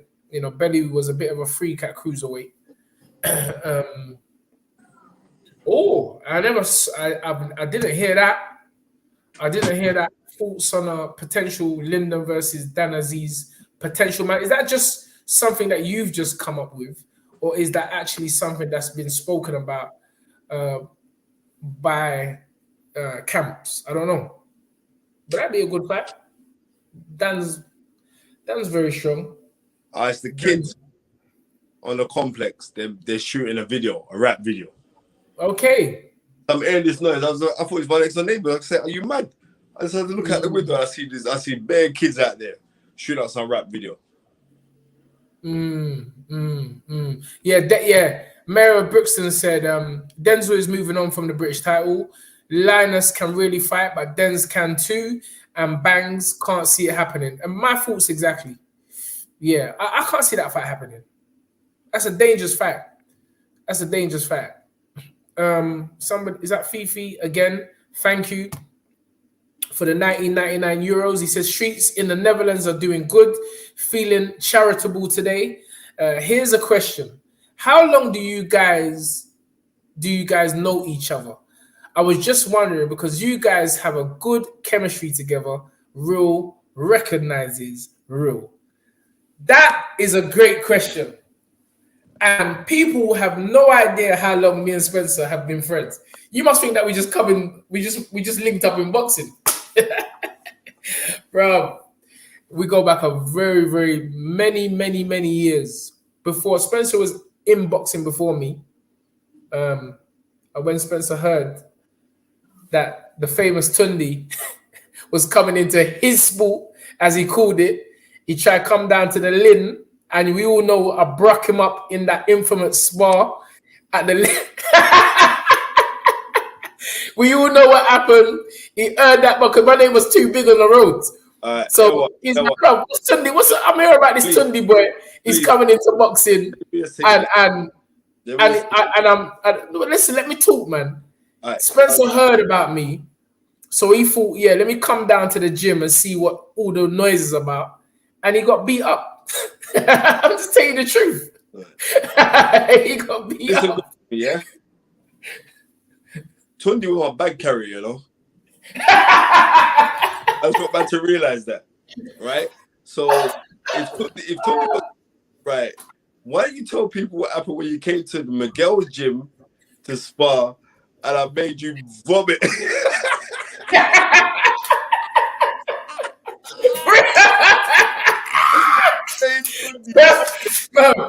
Mom, don't be silly. Do not be silly. Nah, look, you're moving like how Cambosi said about Devon Haney. No. Stop lying to the people. Stop lying to the people. No. Me, Tunde Ajayi vomit. Don't chat nonsense. Gary, you know he's lying. Oh. What's Fifi saying? Oh yeah. He's just put up the thing. Yeah, bro, don't let Spencer lie to you, look. Yeah, he's telling pure lies. Yeah. Tunde doubled up. Don't be choking my something. Don't be choking the water. Double mint gum. That's it, doubled up. But anyway, yeah, to answer your question, Fifi, me and Spencer, we've known each other for so long. And it's just a blessing, really, to be able to, transmute the love, the friendship, the energy, the brotherhood, the sometimes mentorship to each other live on the thing. You know what I'm saying? And it's all love. But yeah, he phoned me last week and he said that's the word of his son. And he said, you know what? Tunde's son's he's blowing right now in football. Right? He's blowing big in football. And he goes like, what are you worrying about, man? You know what I mean? I'm here for you. Your Uncle Spencer's here for you. That's enough, you know? You know what I mean? Because my kids don't say, look, it's Tunde. They have to say it's Uncle Tunde. You know what I mean? Or my son has to call him Mr. Ajayi. There's no, hello, Tunde, like we're Bridgins. You know what I mean? That's how this Mr. Ajayi. So when you see you know what I mean? But can you just stop lying to your son that I broke you up and tell him that I broke you up? Idiot, Tunde. My son knows I don't need to lie to him. Tunde I hate Tunde. If you saw how Tunde doubled up. I would not have you lying to the crew. I would not have you lying. And then, like, Tunde's boxing the amateurs then, right? And he goes, yeah, can you just come down and move around? So I came down. This is what I wanted to ask you. Is Paul dead? Remember Paul used to be down at the Lynn? Paul Shaw? No, the trainer. Yeah. I think he's dead, you know. He died, didn't it? Yeah. Sad. And then Paul said, yeah, if you come down, move around with a couple of lads. So on the reels, and everybody knows, and this is the truth, I was a profuse womanizer when I was young. Why did you say that? You don't say that. So, Tunde, Bro, what are you doing, bro? That's too personal, bro. no, I'm telling you the truth. I came down and sparred with a couple of the youths, you and a couple of youths that day. And I'm not gonna lie, Tunde was on fire. Tunde was on fire. And you got dropped. Oh, shut up, you idiot, man, dropped. Hold on. You just went from a Jamaican to a man from Old Kent Road. What you going on with? I dropped Tunde with a body shot about months prior to that, yeah? And from then I said I've got to take it easy with him. So when I come there, Paul said, this is Paul to me, take it easy with him, Spence, take it easy. I was like, yeah, I'll take it easy. Oi, Lee P, that's how I know you must be foundation. Yeah, you know that I thumb hard. Lee and Spencer will deny it till he goes to his grave. He knows I broke him up. I bust him up so badly. Spencer was sitting in the changing room in the lin with the towel over his head. You know, like the Rocky movie when you put the towel over your head.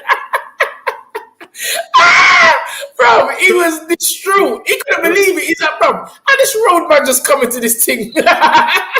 How this road man just coming to this thing and he's punching man up already? Bro, we should have recorded that thing here. But anyway.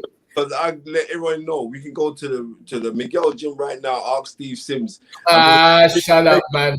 With you know the beat I gave you. Come on, man. Just anyway, Lee P, to answer your question, Robert Willis was a very good boxer. Robert could box. He had a boxing brain, but he just, how can I say? It's like his mind was never really fully on it, but Robert was a serious boxer. He had great skill, tall, athletic. Yeah, Robert could box. Just to answer your question, Lily. Big up. Yeah, so you know he's one of the mans them. Anyway, carry on, Spence. Show them how Captain Al Pacino Spud can punch. Nah, bro. Spud was a puncher. He loved Muhammad Ali and admired Muhammad Ali so much. When he used to lick man out, it was like he was Ali. It was serious. Spud could fight. But he won the novices, man. And he knocked out at your core. And he knocked out that Billy man. Vicious. All now I think that Billy man's on the canvas at your core. All right, look, we're going too deep now. Let's go back into boxing. I don't want to be disrespectful to Lyndon. Disease, come on now. But you man must think, Anthony Yard, I don't think you don't understand what's going on.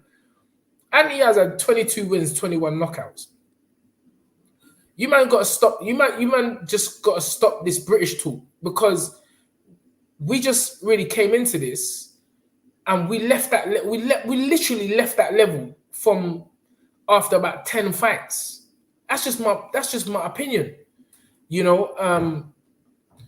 And a lot of these guys, what you're mentioning, they're good fighters. No disrespect intended, but it's just levels.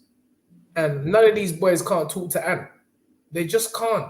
They just cannot. I'm just saying it. Bro, it's just not, no. And they're not calling Ant out. You're hearing their promoters talk for them. Man, every man was at that fight. All these fighters, what you're talking about, Buatsi, all these boys, they was all at the fight. No one ever said nothing. So it's your promoters trying to get you knocked out. Bro, it's not the fighters. Because everyone, everybody's got respect. I hope everybody's got respect for one another.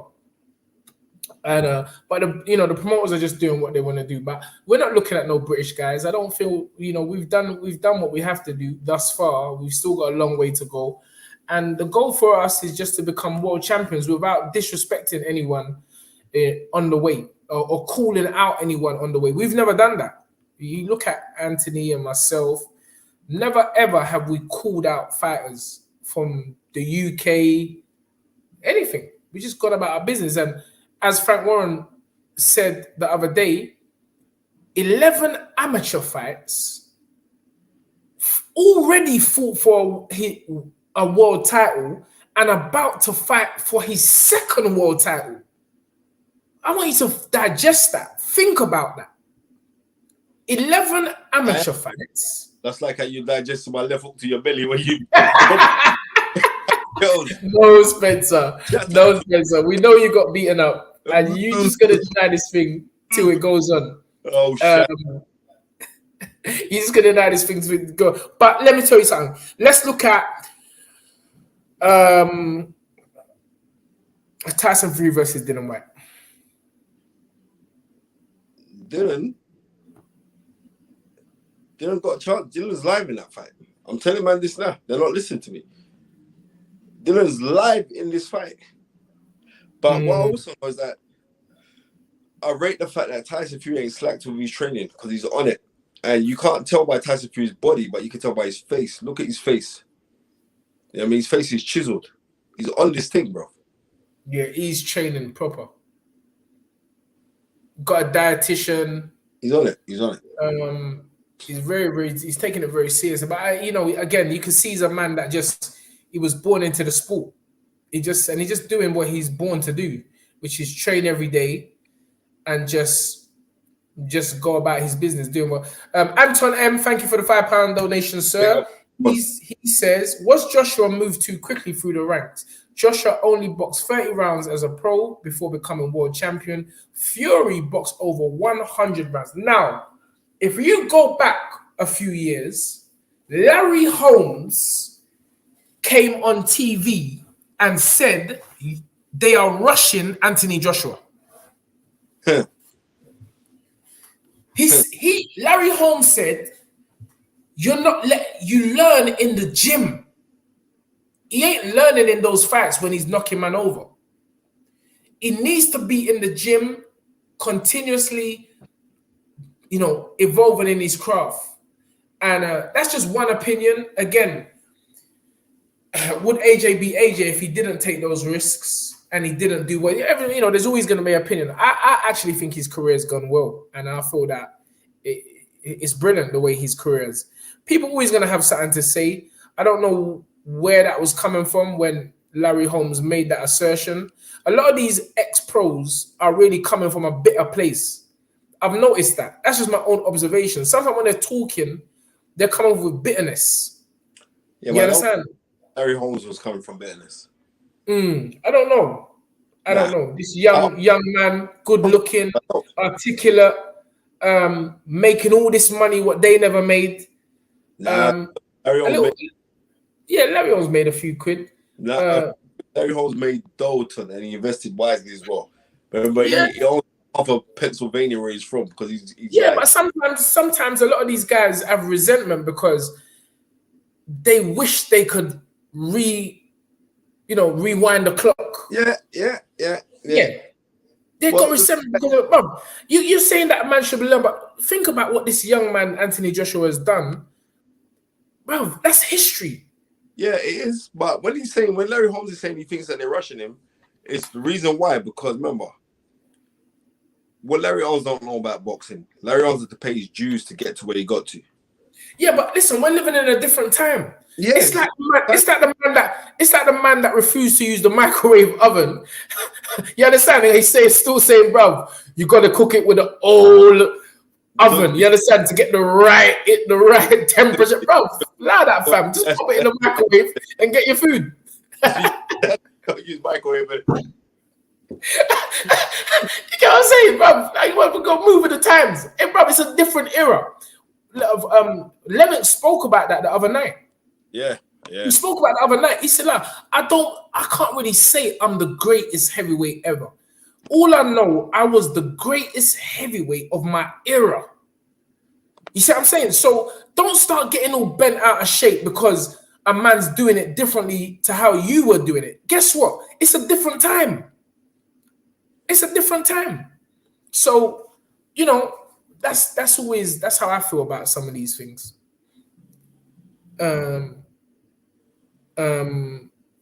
Off the canvas box, bro. Off the canvas, you're getting bare promotion today, but you're a supporter. I love you for that. That's a fair point, Tunde. I heard former footballers being highly critical and constantly comparing themselves to the current crop of talent. Rio Ferdinand said it.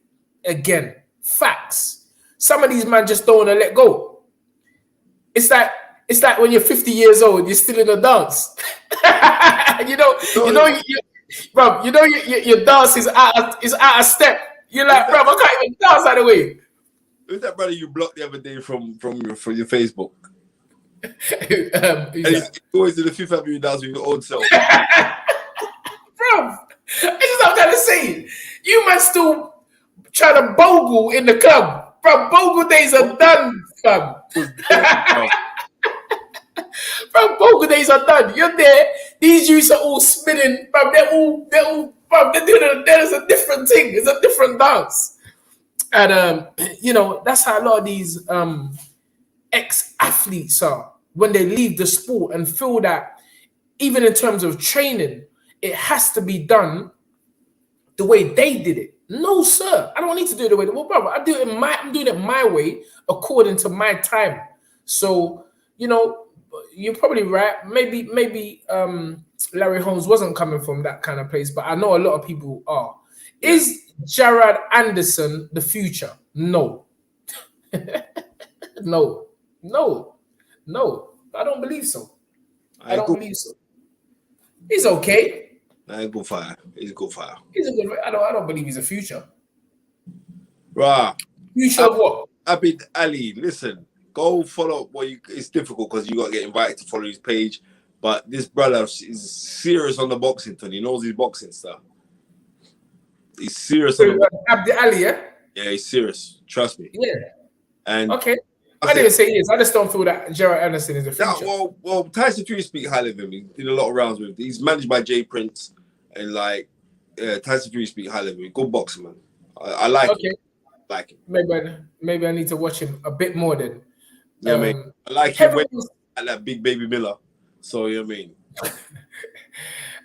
Tell me, why if Eddie offered White $5 million to fight AJ and Eddie offered Wilder, the WBC champion, $5 million to fight White, is this $5 million from Fury's team such a problem? Hasn't Eddie priced White at $5 million? Well, you know what? I don't business about that. I just want them to fight. I can't even sit down because you know what? Me arguing about their money, I'm not seeing none of it, right? I'm just saying, look. Come on. You heard what Lennox Lewis said last week on our show. You know what I mean? When they offered him to fight Holyfield, he took the less money. Holyfield got 20 million, he got 10 million. He said, I don't business. Because once I beat you, I'll be commanding them big purses. You know, them big purses, 10 million back then, that's a bag of money, but still. Thank you for the £8.99, sir, from Jordan Gio. That's my Greek brother. I know my Greek brother. He said, I can see Fury winning the fight comfortably and getting complacent in late rounds. White may be able to win by a late KO if Fury drops off in the late rounds like he has done in the past. Yeah, but I really think Fury will be properly up for this fight, and so will Dylan White. But you know what? That is a very good, you know what I mean? That's kind of calling a fight I would kind of call it as well. Yeah, Tunde, throw away the tissue now, man. You know you man, they like to regurgitate the pocket and use it. Recycle the tissue. Right away, bro. Anyway, I saw this comment. I saw something about Gerard Ennis. Now, that brother looks good. You know what, Tun? Let's get him on the show next week. You know what I mean? Yeah, he's a humble brother as well, man. He's a lovely you. Jaron Ennis, yeah. I've been watching a couple things of him. He looks very, very good. I'm going to phone his dad. I'm going to sort that out. Yes, good. He's getting one day, man. Yeah, use the Black Book powers. Money. Black Book's powers. Old tight, untraceable Don. He says, what do you think of Frank Sanchez? The Cuban Flash, as he's known. No, wait, he's good, but something don't sit right with him for me. Come on, Spence. That's why me and you are the Batman and Robin of this thing. We are on the same vibe. Something don't sit right with me. Don't sit right with me. Cuban Flash, brother. Bro, it just don't sit right. I don't know what it is. But something is missing. Yep, I totally agree. Something is missing. Old tight fight fan live. Old tight Danny Wright. Come on, he says big up Tunde and Spencer. You know the set. Dream it, believe it, become it. Come on, Keep doing what you're doing, sir. It's excellent. Anyway, Excellent. Gentlemen, we've reached our 2-hour mark. 2 hours. That long we've been talking. Yes. Wow. But we have to finish up by talking about the Valdez Stevenson potential fight. Apparently, money has been agreed. We're looking to finalize date, location. That is going to be a great fight. And if you're asking me for my opinion, which you haven't, but I'm going to give you right now, I'm putting it on the line and saying Shakur Stevenson wins that fight by stoppage. You've taken the words out of my mouth because I got Stevenson winning by 8 rounds. He's too sharp. He's too on it. He's just won his second world title, and that's buzzed him to even fight even better. I've got Stevenson winning by 8 round stoppage. Jeez. 8 rounds. It's going to be a great fight. Yeah, if it happens, I hope they can sort it out. But Stevenson all day. On Twitter, it just popped up on my phone. But yeah, Ton, it's been a great night. It's been a great show. This show was in memory of Norman Blake, the father of our producer, Gary Blake. I've been so grateful to spend the time and listen to the lies of Tunde Ajayi. Belly, but that's don't let this guy fool you. Don't let this guy fool you, people. Not fooling nobody. Right. Don't let this guy fool you. We all know, look, I keep telling man, when I lick Spencer, it's a done deal. Tunde. Now, even. No, lick what? What am I, a stamp? About lick? It's all... When I punch this boy, you know, bro, Daddy knows already, because Daddy was in the building. Daddy knows. I will punch Spencer's red belly in. I'll punch that red belly in. And no, bro, all that little alcohol that you used to drink, all that little rum Bailey, rum and Baileys and Southern Comfort, and all them nonsense that you used to drink. Try come in the gym and man's been drinking Southern Comfort and gin. Bro, you can't test me. You know I'm a clean athlete, fam. What a great show. This show has been... Bad joke. But yeah, thanks to every single person. Our sporting icons have jumped in. Oh, man. Rum cream.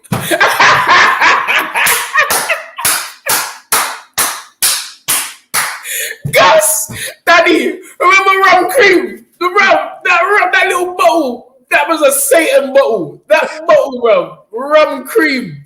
That's what Spencer used to drink before he come gym and think that he can test me. Rum cream, come on, man. Well, don't try it. I never used to drink alcohol. So, you know what I mean? Danny Wright knows someone used to drink alcohol, but it wasn't me. What a show. Now, this show today, thank you very much. Listen, I'm going to say, finally, in finishing off, Hot Video, he's actually echoed what I was about to say, which is hit that like button, subscribe. This is a show, a podcast, unlike any other. You have someone literally in the trenches, and you have someone who is looking from the outside that is, in my opinion, the most knowledgeable man in the sport of boxing, absolutely from a European standpoint, and I'll go so further as to say worldwide, which is Spencer, the Master Knowledge Fearon. You have the man behind the cam, the man who really educates the two old folks, me and Spencer, about this whole technicality of this whole show, Gary Blake, and you have myself. But ladies and gentlemen, please join us again next Sunday. If any other topics come up midweek, be sure to know that we'll jump on. There's going to be a big announcement soon, but we don't want to talk too soon with the Khan and Brook fight. We may bust it tomorrow. Yeah, hopefully we'll bring that news out tomorrow. And yeah, thank you very much. What's that? Steve Bunce won't like that comment. Well, I don't know what comment you're talking about. Steve Bunce, the most. Listen to me. Attention. Steve Bunce's own admissions on the Steve Bunce show, right? Steve Bunce can't test. Come on, man. Steve Bunce can't test. Stevie's our boy. Stevie's our guy. But Stevie knows who the knowledge is in this thing here. Come on, man. No, there's only one knowledge, master knowledge. Them man, they're reading off script. You ain't getting no man that can just pull dates, times, venue. Spencer will even tell you what color boxer shorts man's got on. Bro, this guy knows everything at the drop of a rum cream bottle. So yeah, bro. But you know, listen, it's all love. Bunzy's our man. He's a legend as well. No doubt about that. He's a legend, Steve Bunce. I'm just letting you know that now, straight. And that's that. You know what I mean? And furthermore, Steve Bunce never used to wear suits until he met me. And that's the God truth. He used to have one that yellow banana suit. Remember that yellow banana suit? yeah. And Thomas Riley said it. Man ain't got black book like Spencer. Oh, come on, man. Come on, man. Spare me, man. Come on. It is what it is, man. It's all good. What's that? He said, I'm in for the live. Not too sure what Bobby's talking about there. But we're gonna do a live show, innit? Remember, we gotta do that. Yeah. Maybe Gary can sort that out. Okay. You're in for the live show. Okay, yeah, Bobby. We're gonna let them know what I go on. Hopefully tomorrow. Big up Fight Fan Live, Fight Fan TV live again, ladies and gentlemen. We end. Hold on, where's this shades? My new ones, because AY mash up my glasses, but he reimbursed me with brand spanking new ones. Yeah, Say that again. I was talking about Pat. Yeah, Pat and his glasses. Remember I said, bro, you got glasses inside, fam. Yeah. That's like the pot calling the kettle black. But anyway. Yeah. Now I got the glasses inside. But these are props. I'm not wearing them real. This is just props. Anyway, ladies and gentlemen, thank you for joining us on the Sunday night. And as Sammy Ali says, we sign off by saying, dream it, believe it, become it. Come on down. Thank you so much for everyone who jumped on, everyone who clicked the like, subscribe button. Keep it. The fight is right, because the fight is right. Big up Sammy Ali. Dream it, believe it, become it. Peace, two fingers. We out.